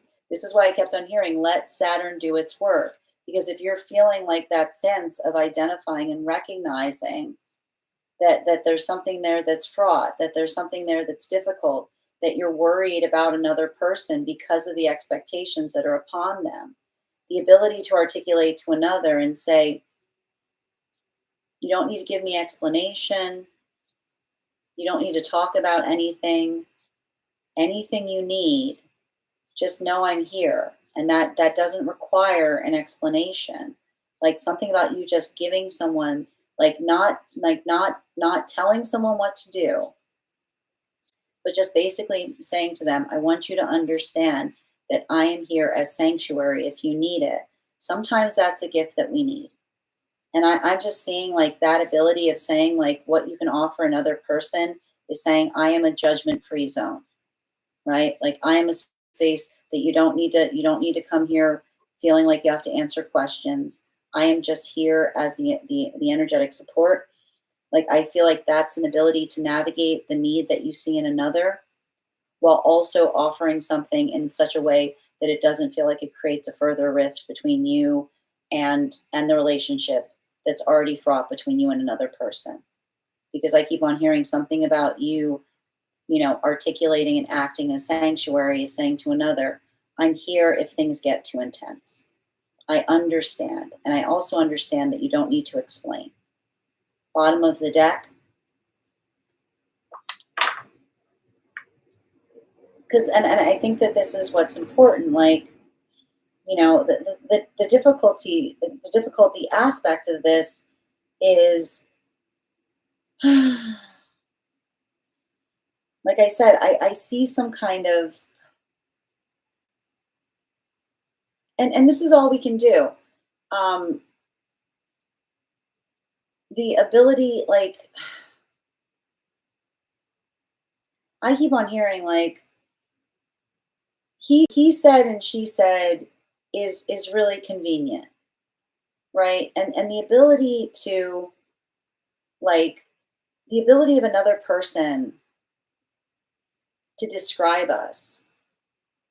I just keep on seeing, like, this is often, and we've all hit those moments where we understand the context of something that is occurring that is beyond what is being said as it relates to who's the person saying it. And I see someone, like, in that maturation point or working through that to a certain degree, where they're coming to understand nuance. You know, like, they're coming to understand um, the difference. And this is why whenever we're working again in the space of being um, like, I want to describe this, like, the space of being good with ourselves is that our words match our actions, right? And that doesn't mean that we're perfect, but it does allow for the context of being to recognize and identify and being able to take the notes, trying to do something in a better way, trying to come into that point of accommodation. But when we're too resolved to be a certain way, you can usually tell because it allows, like, it allows no it allows no conversation, right? It allows a lot of, you know, like, the space of being like, you know, do what I say, not as I do. Like, don't question me. This is often how we lose healthy energetic relationships, because I keep on hearing that the conversation, that a good rule is one that there's always an explanation behind it. Like, a good rule is one that you don't just say, do it because I told you to, but being able to articulate the meaning as to why something is energetically important. I feel like there's a little bit of this energy that's happening right now in another relationship because someone is articulating the difference between someone saying, um, like, someone saying something, you know, because they want it versus saying something because it makes energetic logical sense. So I feel like if there's that moment that you're noticing that there's some kind of fracturing there, like, that ability of saying to another person, I'm here if you need me. All you have to do is call. I won't have any questions. Like, it almost creates that safe space where someone needs to know more than anything they're not alone, right? And that is not conditional in them providing something to you, but almost you expressing to them how much you care in the space of saying, like, look, I don't want to interfere between a relationship between you and another person. I just want to let you know that I'm here if you need me, is almost like the reaffirmation of helping another person feel empowered as it relates to their choices and knowing that they're not alone in them. Thank you so much for having that reading with me, Bex. And if this message connected to you as well, it's very common that those that need these messages to be here to experience them. We are doing personal readings right now. The list is closed, but if you'd like to get on for tomorrow, you'll be the first person read for. The next person that I see that is on the list for today is Trishina. And after we finish Trishina's reading, we are going to start doing one-card readings for subscribers. We're also at 133K likes, so please make sure to keep tapping that screen. When we get to 150K, I will be gifting a reading back to the collective in the form of a random drawing. And I'm just going to take a moment to read over some of the comments that came through. Thank you. I've got you, Ascended. Thank you for letting me know where I can find a question. And let me know if it's inside tea or outside tea, please.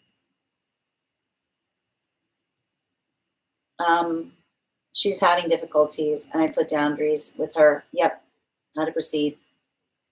My gut says so. It's hard to watch. I know. But you understand, like, you understand the context by which if you try to do something, you're just fulfilling what another person says about you.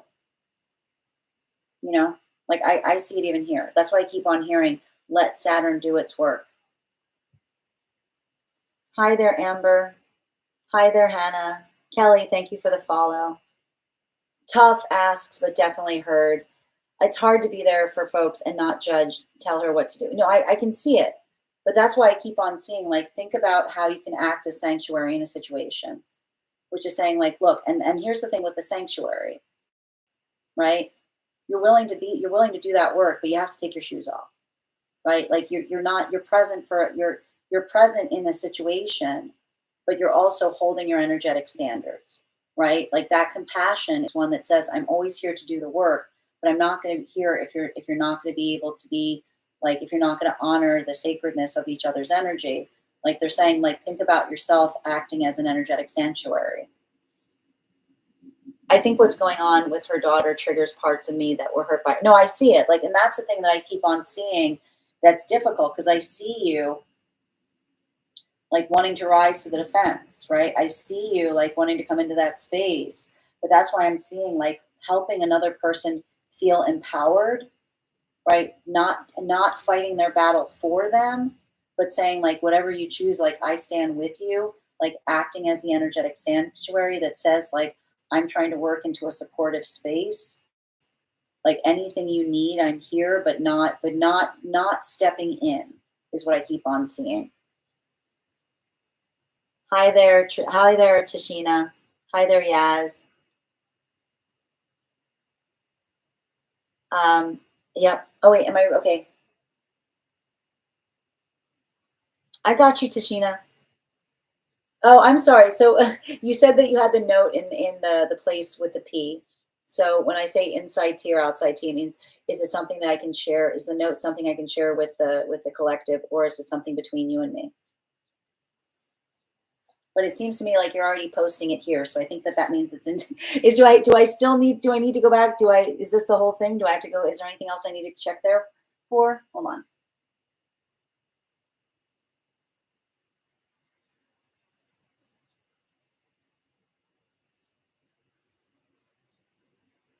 The whole thing. Thank you.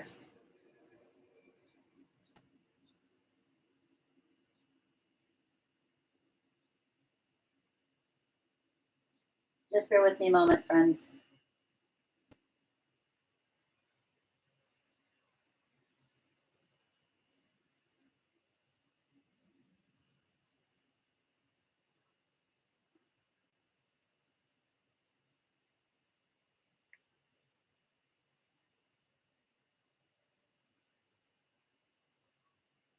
All right, I'm just going to read over what you sent already, and then we'll continue.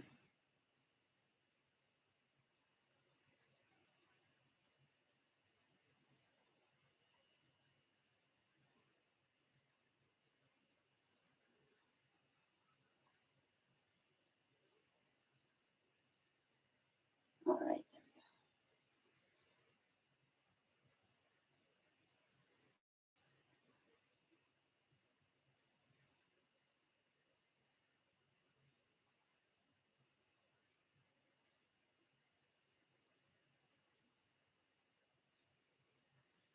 Hold on, dear. I'm just looking for it. Just bear with me a second.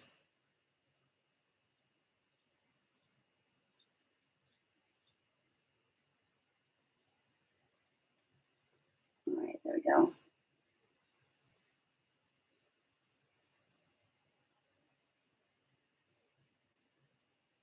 Mm-hmm.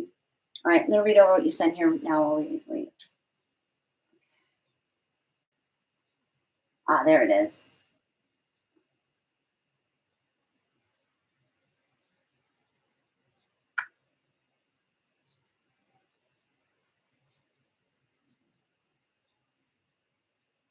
I'm not seeing the note, but I'm just going to read what you sent me here. Hi there, Yaz. I recently got into my divine feminine and also divine masculine, but I've needed more for years in separation. Oh, amazing. I don't know what to do. Maybe solo TF till I can step to be fully DM. Okay. I don't inside or outside mean just share. Whole thing. I got you, Tashina. We're about to get started on one cards. And thank you, Manik, for the follow. All right, I'm just trying to see if there's any other notes that I need to find here. Let me just go back 1 second.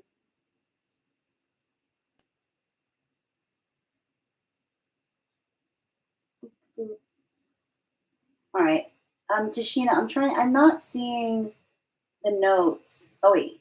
Yes, I got it here. Yep. All right, I got it.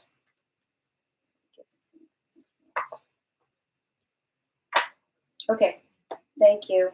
Can I please get, thank you for the notes, Tashina. Can I get 4 cards, please? 4 cards.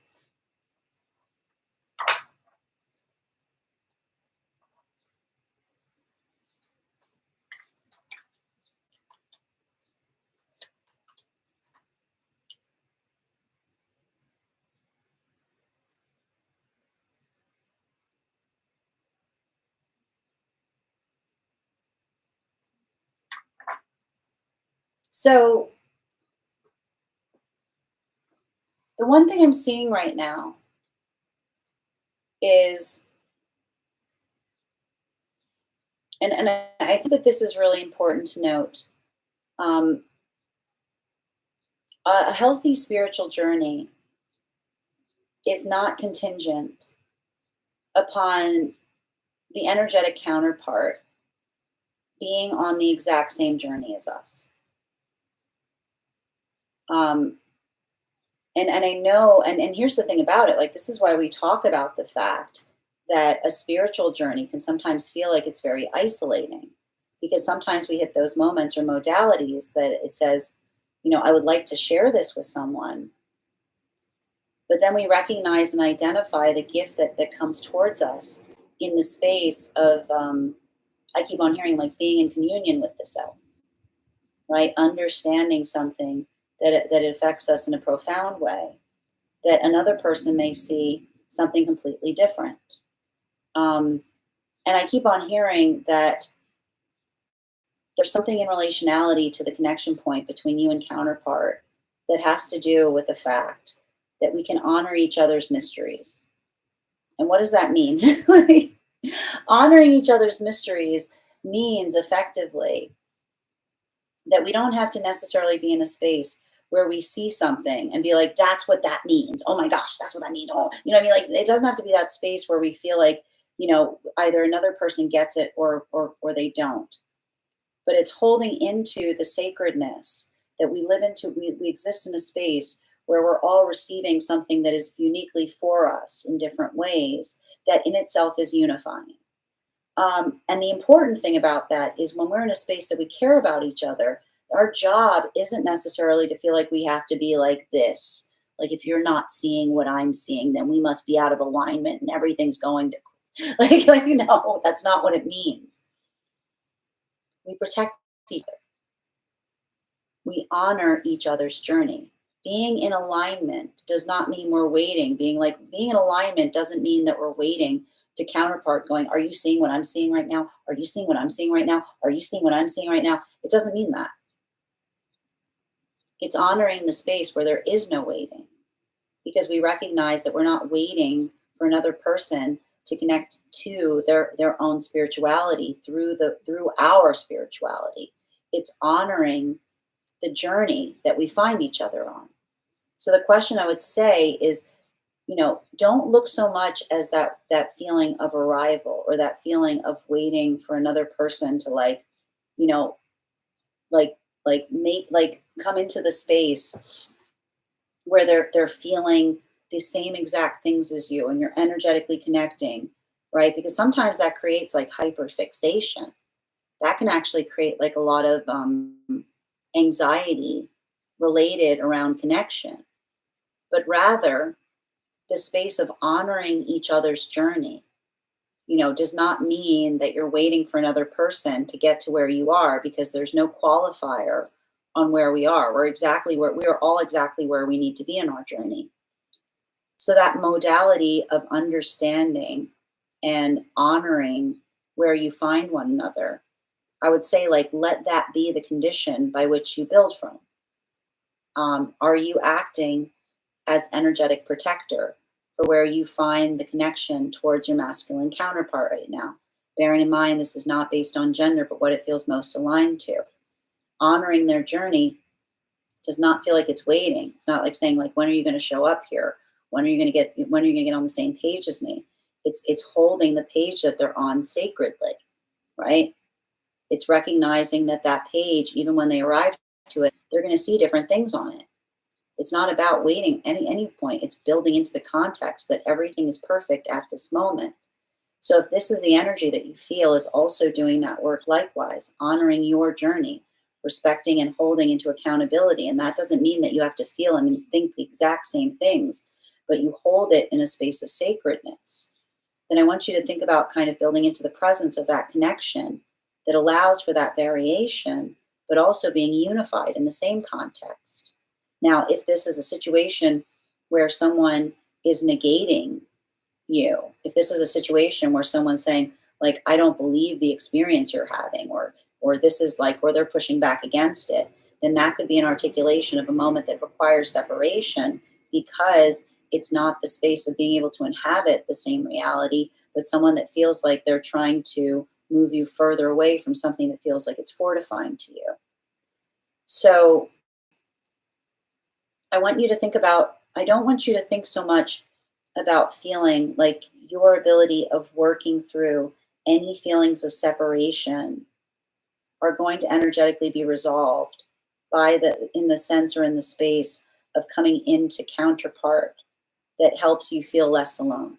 That work that we can do to feel less alone, we start working on that in the inside. Because what can sometimes happen is if we feel alone, right, and we try to come into counterpart connection, sometimes that feeling of dissatisfaction is the fact that we're carrying the aloneness into the partnership itself. So I would actually say that one of the things that you can do right now to help you through some of those feelings is say to yourself, I'm feeling a lack. I'm feeling alone. What can I do to feel more fulfilled? What can I do to feel more energetically connected? Remember, a good manifestation is never one that we're waiting for something to happen, right? That's a wish. A wish is us going, when's it going to be here? Well, and the universe says, well, are you doing anything about it? I'm waiting. And the universe is like, rude, right? So when we're in the space of manifesting, we say to the universe, right? Like, listen, this is what I'm trying to do. I want to feel more in connection with counterpart. I understand I'm working through some feelings of aloneness. This is what I'm going to start to do to try to move out of that feeling of aloneness. Help me see other ways that I can feel less alone. So I want you to kind of potentially use this energy of the new moon to say, like, how not feeling that sense of waiting, but rather feeling like you're building into a manifestation that says, help me see. What can I do to heal from this feeling? I don't like this feeling. So what can I do? And this is what I can set my intention to do to try to change it. But also, if you could help me, like, build into that space too, that would also be helpful, right? Start to walk towards feeling less alone. And again, I guarantee that as you do so, you may find a nice surprise waiting for you in relationality to finding that energetic connection, right? We don't want to create that space of saying to another, right? We don't want to be in connection with someone and saying, like, we don't build into potential with each other. And what does it feel like when we're building into potential? It's that moment that we look to another person and say, I'm feeling unfulfilled. You're not showing up for me enough. Now, again, if we're feeling like something, and I need to stress this, okay? If we're feeling like we have counterpart that could be doing more to help us feel connected, this is why we talk about the fact that we don't just give the counterpart our emotions like a logic problem to solve, right? We can have healthy conversation with counterpart that says, I'm feeling somewhat isolated right now. I'm feeling alone. I've done the work. I think that this is what we could do that could help build that connection, right? Looking at the feeling and trying to articulate upon what another can do with it allows for the context of understanding that our emotions are never a burden so long as we're bringing with them their prescriptions. So that ability of doing so, being able to potentially articulate to a counterpart what you feel you can do to help with the feeling of aloneness, how they receive that will help you have all the understanding you need as to whether that feels like it's healthy energetic connection. Because if you say to someone, I'm feeling very alone, this is what we could do to resolve that, and that person says, that's great, I'm glad that you were able to communicate effectively, let's do that thing, then you're moving closer into counterpart connection. But if you say to someone, I've done some work, I'm feeling alone, this is what I think can help, and they go, yeah, no, that's a you problem. Well, that just is further evidence of why you're potentially feeling the separation. Because if you're bringing your prescription to someone and they're saying, like, I'm not going to fulfill that, like, that's the energy of being like, well, that's fundamentally a case of someone that has different manifestation goals, because they're not coming into a space of being productive. They're trying to like push away from that instead of pull towards. Thank you so much for having that reading with me, Tashina. And if this message connected to you as well, it's very common that those that need these messages to be here to experience them. We are doing personal readings. The list is closed and we're about to move into one card readings, but I'm going to take a moment to read over some of the comments that Tashina had in relationality to that reading. Also, we are at 134K. When we get to 150K, I will be gifting a reading back to the collective.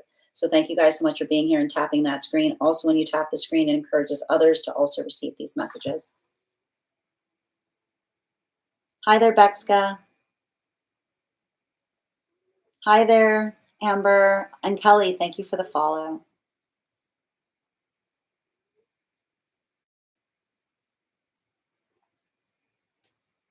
Just share whole thing. Thank you. We're about to get started on one cards, Yaz.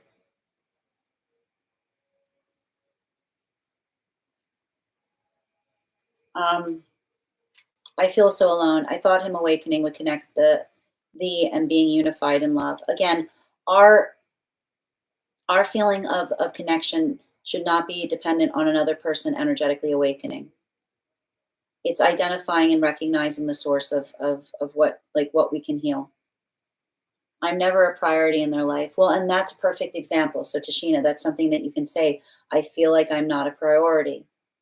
I'd like to see what we can do to try to prioritize each other more. He won't do anything to build us. I'm glad that's helped. And that could be like, listen, I feel like in a way you've kind of identified the space to start the conversation, which is potentially saying like, listen, I feel energetically disconnected from you. I'd like to, again, don't put it so much like say, like, I'd like to talk about ways that we can build into making each other feel more of a priority. And again, they're like how they address that conversation will tell you everything you need as to whether you're in energetic alignment or if you feel like this is a separation point. Thank you so much, dear. Hi there. One moment. Okay, so we're going to start it now on one card readings for subscribers. And thank you for having that reading with me, Tashina, and sending you so much support on that journey. All right. Good to see you. I see you and Theo. Hi there, Akshi. One card for Rainbow. What can I do to create more emotionally safety?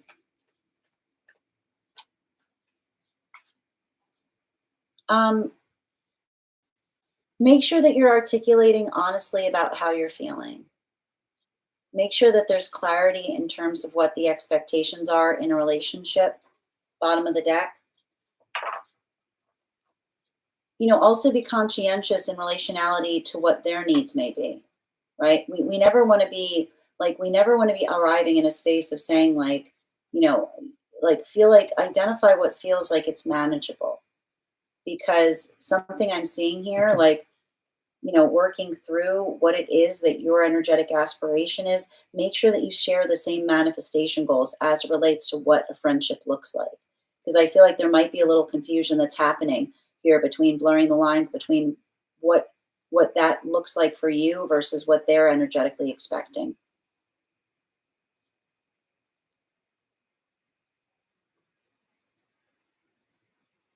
All right.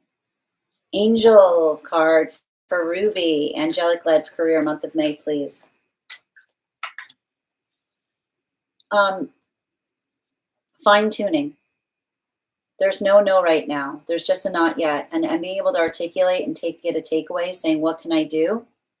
Like everything right now is an opportunity to level up is what I keep on hearing. So think about the fact that you're refining something. Every time you do something, you're getting better. Bottom of the deck. Yeah, don't lose patience with yourself. Just be consistent. Every time I read for you on this right now, I keep on hearing consistency is key. Give yourself an energetic quota. You're working right now, is what I keep on hearing. This is like you doing something in a consistent way is going to pay back in big ways. Ava, one card on how art is feeling. I feel like they're working on trying to find balance.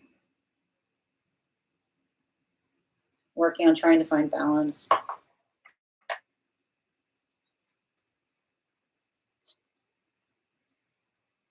I think they're finally seeing something differently. I feel like they're in some kind of space where they're starting to be able to see how something may have been experienced from your side of something of a situation. No, Ruby, I got you, dear. You were on time this time. Lisa, whoop, hold on a minute. I lost my spot. And Theo, may I have a card for what Amin wants from me? He moves in confusing ways. Sometimes he seems eager to transform, also distant. You know, consistency is key. You know, I see someone moving more in the space of having, like, they have a consistency issue. And so that's why I keep on seeing, like, having to say to someone, look, I'm not here just when it pleases you. Like, this is something like, I feel like this is the energy of having to say that, um, like, that you're not, you're not there. Like, you're just not there for their energetic amusement. You know, like having to articulate and say, like, look, I'm looking for something consistent. If you're looking for something more based on when you're feeling inclined, like, you guys make sure that you're having clarification in terms of wanting the same things. Because I see someone with some serious commitment issues. And often commitment issues are, they, like, someone with commitment issues will sometimes have a hard time saying it. You'll have to watch them. So if this is the energy that says that they want commitment, but they're not doing anything that feels like it's committed, like, you might have to have a hard conversation with them. Thank you, and Theo.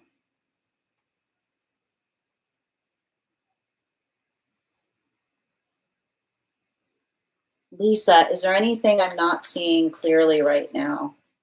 Great question. Two cards out. You're too hard on yourself. I feel like you're often in that space of worrying a lot what others are thinking, or feeling like they think about you in a bad light.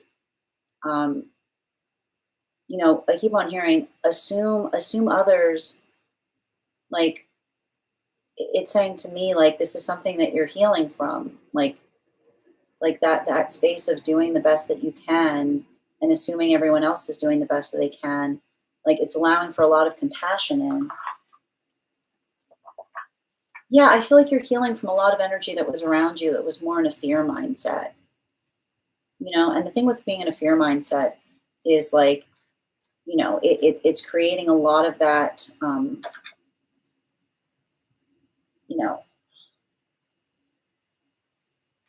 like, not having to worry that someone isn't being, like, you know, we heal so that we don't need to feel like we're keeping something, um, like, we're not talking about. And I just keep on seeing a situation of learning to be able to articulate how you feel. Like, that honesty is someone's, like, it's helping you recognize, um, like, you don't have to constantly be worried that the bottom's going to drop out of something with energy that's steady and consistent, is what I keep on hearing. Bridget, one card from the higher self. I love that. You're doing great. I know you're feeling anxiety right now, but they're saying, like, you're being much more, like, that ability of, like, building into a context of security, being adaptable, making, like, I keep on seeing, like, small adjustments. Like, they're saying even now, like, you should be appreciative of how far you've come. Bottom of the deck. Yeah. And I think a lot of it has to do with, like, I think they're saying to me, like, you don't even recognize that, like, an old energy would be, like, over concentrating on someone trying to bring you breadcrumbs. And they're saying, like, the fact that you're just in that space of, like, moving away from what isn't for you, Like that, to a certain extent, is you moving towards your manifestation goals. So keep up the good work. Hugs to you as well, Tashina. One card on the energetic connection with Nick.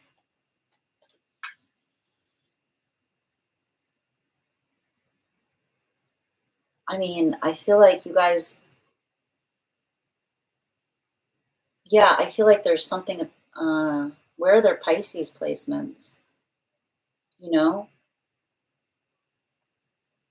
I feel like there's, I think it's interesting because like they're saying to me, it has something to do with like having a lot of similar astrological placements.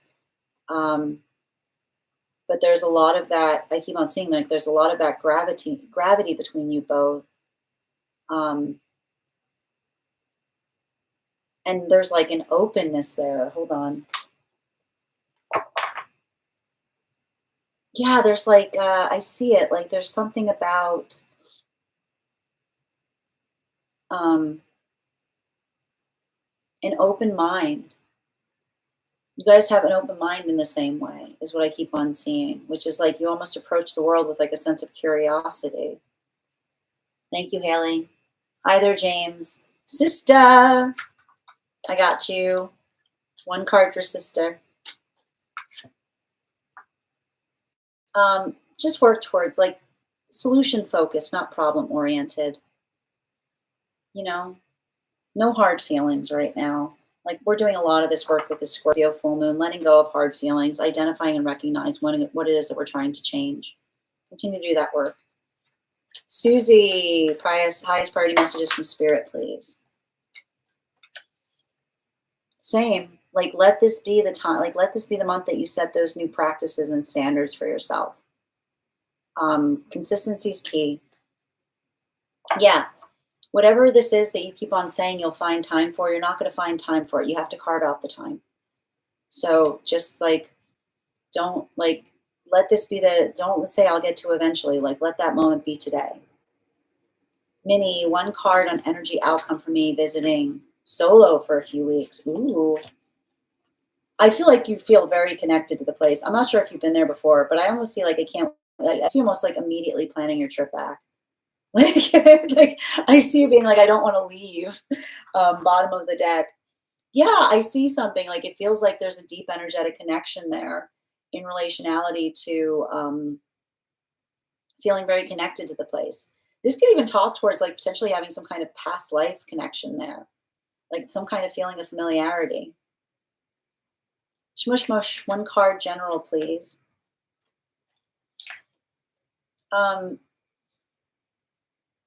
Just be brave right now.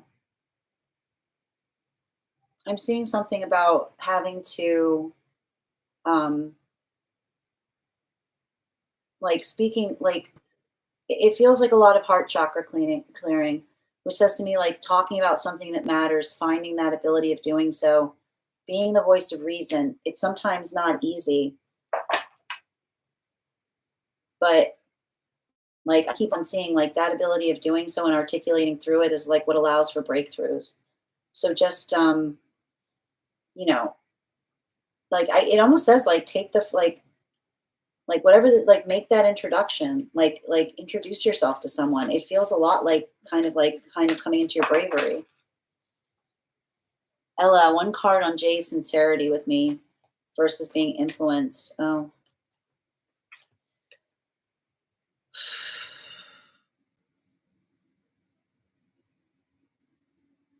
they're easily, I mean, I think you've picked up something about them being like easily influenced, but they have to like navigate through their own doubts and fears, you know? Um, I feel like they're often in that space of like looking for looking for something outside of the self to fix them, for failing to recognize that like it's like what's going to fix them isn't outside, it's inside. Yeah, like you know what I mean. Like I just keep on, you know, it feels like there's a lot. Like I hear there's like a desire to be included is what I keep on hearing. Like there's a wound here about feeling included or feeling like they have a family, like there's a family wound here is what I keep on seeing. Thank you, Ella.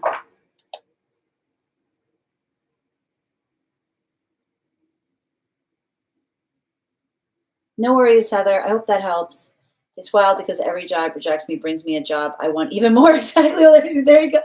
Exactly. Well, Ruby, that's what I keep on seeing. It's like I keep on hearing you building something or getting better at doing something, like refining something in the process. V, one card, please. The past is not the present. Don't let disappointments in the past ruin what's happening presently. Is what I keep on seeing. Don't let that again. There's no trust is never the error point. Discernment is. That's fantastic, Ruby. I'm really happy to hear that. One card, highest priority right now for Addison. Be like, take that step, do it. Be confident. Like I feel like it's calling on you to like organize something or to if something's missing, like if you feel like something's missing, that might be your call to be that voice. Bottom of the deck. I feel like it's having to like, it's also saying to me, you kind of have to put your foot down around like articulating like another person, moving more like self, like identifying another person, like moving more like in a space of serving the self instead of being conscientious of others is what I keep on seeing. Yes. Hold on a minute. Lost my spot. One card on how Ellie's feeling and how he views what happened between us. I got you, yes. I feel like somebody feels like they blew it. Like I see someone who thinks a lot back on something and wishes they could have done something differently. But they're also hard to like. It's hard to communicate. It's like it feels like a pride wound. It's like somebody who knows or feels like you're right about something, but it's easier. It's easier to like. I keep on hearing someone say like, "I would never forgive me." You know, like it's working a little bit. It's working through someone being like, "I wonder if they're better off without me," because they're not proud of themselves. You're welcome, Ava. Per one card, highest priority. You got it, dear. Good to see you today. Have a beautiful day, and Theo. Yeah, be consistent right now. Consistency and determination pays off. There's something about this being like, yeah, like remember, like finding peace is activation, and I feel like a lot of this is like you're building in new routines. You're figuring out what works. Doesn't mean it's perfect. Just think about it like a lot of that trial and error is what I'm getting. Amber, card on communicating with Andy, please. Highest priority.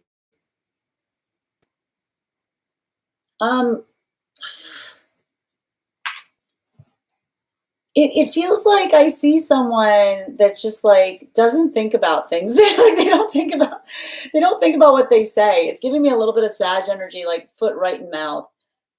So it's like don't read into something too heavily. Like if somebody said something, like assume it's innocuous until it's not. Giving someone the benefit of the doubt is what I keep on seeing.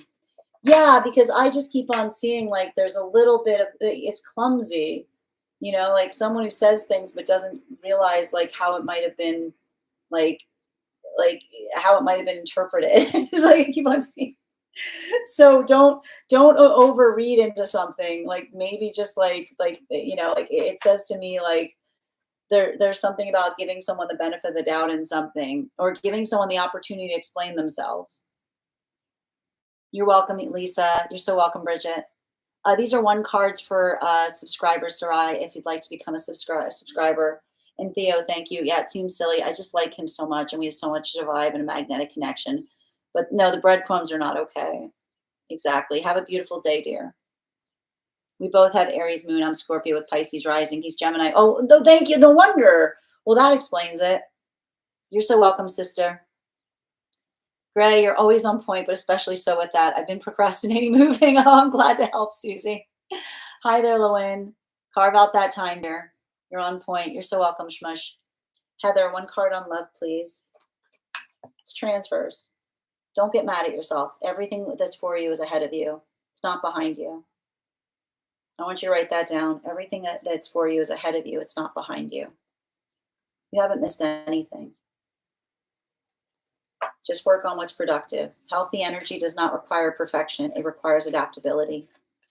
Jennifer, you can ask a question, but if you'd like a card pulled, you'd have to become a subscriber. But welcome and thank you for joining us here. Nasim, again, these are one card readings for subscribers if you'd like to become a subscriber. Esteban, so good to see you today, dear. Don't get into arguments that aren't going anywhere. Recognize what's productive and what's not. Right? Yeah, no egoic battles. Right? Like if someone wants to feel like they let them have their win. If it makes them happy, like it's like, like your peace, when you're prioritizing peace, you don't really care if someone like walks away from something feeling like they got something over on you. Like let them have that if that's what they need. Someone will recognize it. You're so welcome, dear. One card for Grace on career search. I feel like there's something about this being your time to shine. Show off. Take credit for it. Like bling, it's bling energy. Yeah. I feel like being able to arrive at spaces, I keep on seeing act like energy's interviewing you, not the other way around. Is what I get. You're interviewing energy. It's not the other way around, is what I keep on hearing. Hi there, Ella. You're welcome. You're welcome, dear. Again, Nasim, I'm happy to read for you if you'd like to become a subscriber. I know it's a beautiful flower moon tonight. Thank you for being here and receiving these messages, intuitive. Had a message around what I need to release this full moon. Beautifully said. Not being afraid to step into your power. Being energetic, confident with yourself. Owning something. Bottom of the deck. Yeah. Like I feel like you're letting go. You're not going to miss anything that's for you. I feel like this is you healing from feeling the need to chase after things. You're welcome, Addison. You're so welcome, Yaz. It's a beautiful question. It's a beautiful thing. A beautiful question. Grace, I saw you had the Empress come up. So just working in that space of being able to show yourself off, talking big, talk about yourself in a space of like being able to like be proud of what you've accomplished or what you've done. And again, you're not being interviewed. You're interviewing. One card for Ascended on solo work right now. Your vulnerability is a gift. And you need energetic protectors. It doesn't mean someone has to believe that someone doesn't have to believe the same things you believe to protect the things that you care about. Bottom of the deck. Yeah. Caring about each other doesn't mean we have to believe everything exactly. It's honoring the fact that we embrace each other's mysteries and we love each other in those spaces. Thank you so much. You're so welcome, Per. Have a great day. Yeah, that's them. He triggers me with things he says. So foot and mouth, it's hard to, I've said he needs to gag a few things he said. Well, again, remember the difference between a lesson and a habit is correction. So make sure that they're not make sure that they're doing that work. You're welcome, Haley. Grateful to you as well. All right. I'm learning too. My peace above all. There you go. Amber, thank you. I'm going to show more patience and benefit of the doubt because I want him to communicate. I need to be less reactive. Hi there, Hardy. I'm not a big fan of that term twin flame here, but as it relates to that energetic connection, I keep on hearing someone say you haven't found them yet. The energetic counterpart for you is ahead of you. It's not behind you. Make sure that you're identifying and recognizing, finding. Don't get confused in relationality, the direction you're moving towards. Nasima, these are 1 cards for subscribers if you'd like to subscribe. I love that Queen of Wands energy too. Stepping into your power, Hannah. I love it. You're welcome, Ruby. It's okay. Fig, 1 general, please. I like this. This is saying to me, like, what if this is perfect? And if you're saying it's not, being like, well, what could be better? Like, let that be your starting point right now. Yeah, I feel like you're healing, you're building into a lot of the space of being able to let go of trauma from the past. I feel like there's something happening that's helping you recognize what was within your power to change versus what others were trying to force you to accept. Oh, I hope you feel better soon, Hannah. You're so welcome, Susie. Have a good night, Nasima, and thank you for the follow. I'm working on it, writing down my me statements on easel sticky notes. Oh, that's great. A lot. I danced into the kitchen and was thinking that. Oh, that's beautiful. Jennifer, I don't see the subscription having gone through. So the subscription is usually indicated by a star. So you might have to recheck that because I think that you followed me, but you haven't subscribed. I like that job search war room. My friends, I want to thank you guys so much for being here today and sharing in these messages. We will be back on tomorrow at 8 a.m. PST, 11 a.m. Eastern. If you would like to be the first on the list for tomorrow, you can head over to my profile and you can send the donation now. You'll have additional cards in your reading. I also want to thank you guys, to everyone who became a subscriber today. If you have not done so, please proceed over to the subscriber-only Discord that is available to you as one of the perks of being a subscriber. There you will find in the Discord a special coupon code in the perks section if you would like to join the Tarot Church class program. Our next class is going to be this Wednesday. We're going to be focusing our studies on the Death card, and your subscription to that, my Substack, is your ticket of entry into that class. We will, if you would like to be notified as to when I go live tomorrow, I would encourage you to head over to my profile. There's a little bell there. Activating that bell will turn on notifications. You can also register directly for the event tomorrow because sometimes this app doesn't like to push out when I've gone live. I want to thank you guys so much for being here today and sharing in these messages. Huge thank you to my followers, old and new. Thank you for sharing in these messages with me today. Huge thank you to my subscribers. Your ongoing support means the world to me. And the biggest thank you to my mods. Thank you for all of your help today, Kay Megan. I hope you guys have an absolutely beautiful day. Please take care of yourselves. Please take care of one another. I noticed that you just subscribed. So if you'd like to have your card pulled before I get off, just let me know. I'll be happy to pull a card for you right now. And thank you for joining us. Have a good night, Nasima. Yes, please. Can I get 1 card for just highest priority messages from Spirit, please?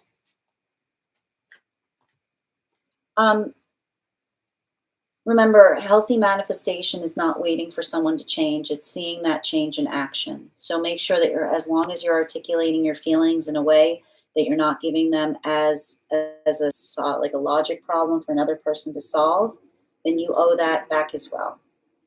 So make sure that you're being pragmatic, make sure that you're being practical, and make sure you're identifying and sharing the same manifestation goals with the energy that you're working with. Bottom of the deck on this reading right now. Yeah, remember, I miss you is not the same thing as I want the same things as you. So looking towards the past, not as an armory, but as a library, identifying what needs to be changed in order to move towards a more practical, productive present. Thank you again for having that reading with me, Justin. Thank you for joining the collective. XZ, these are 1 card readings for subscribers. And Gulzar, thank you for the follow. Pleasure to meet you as well. I hope you guys have an absolutely beautiful day. Please take care of yourselves. Please take care of one another. And I look forward to seeing all of you tomorrow. Have a great day, everyone.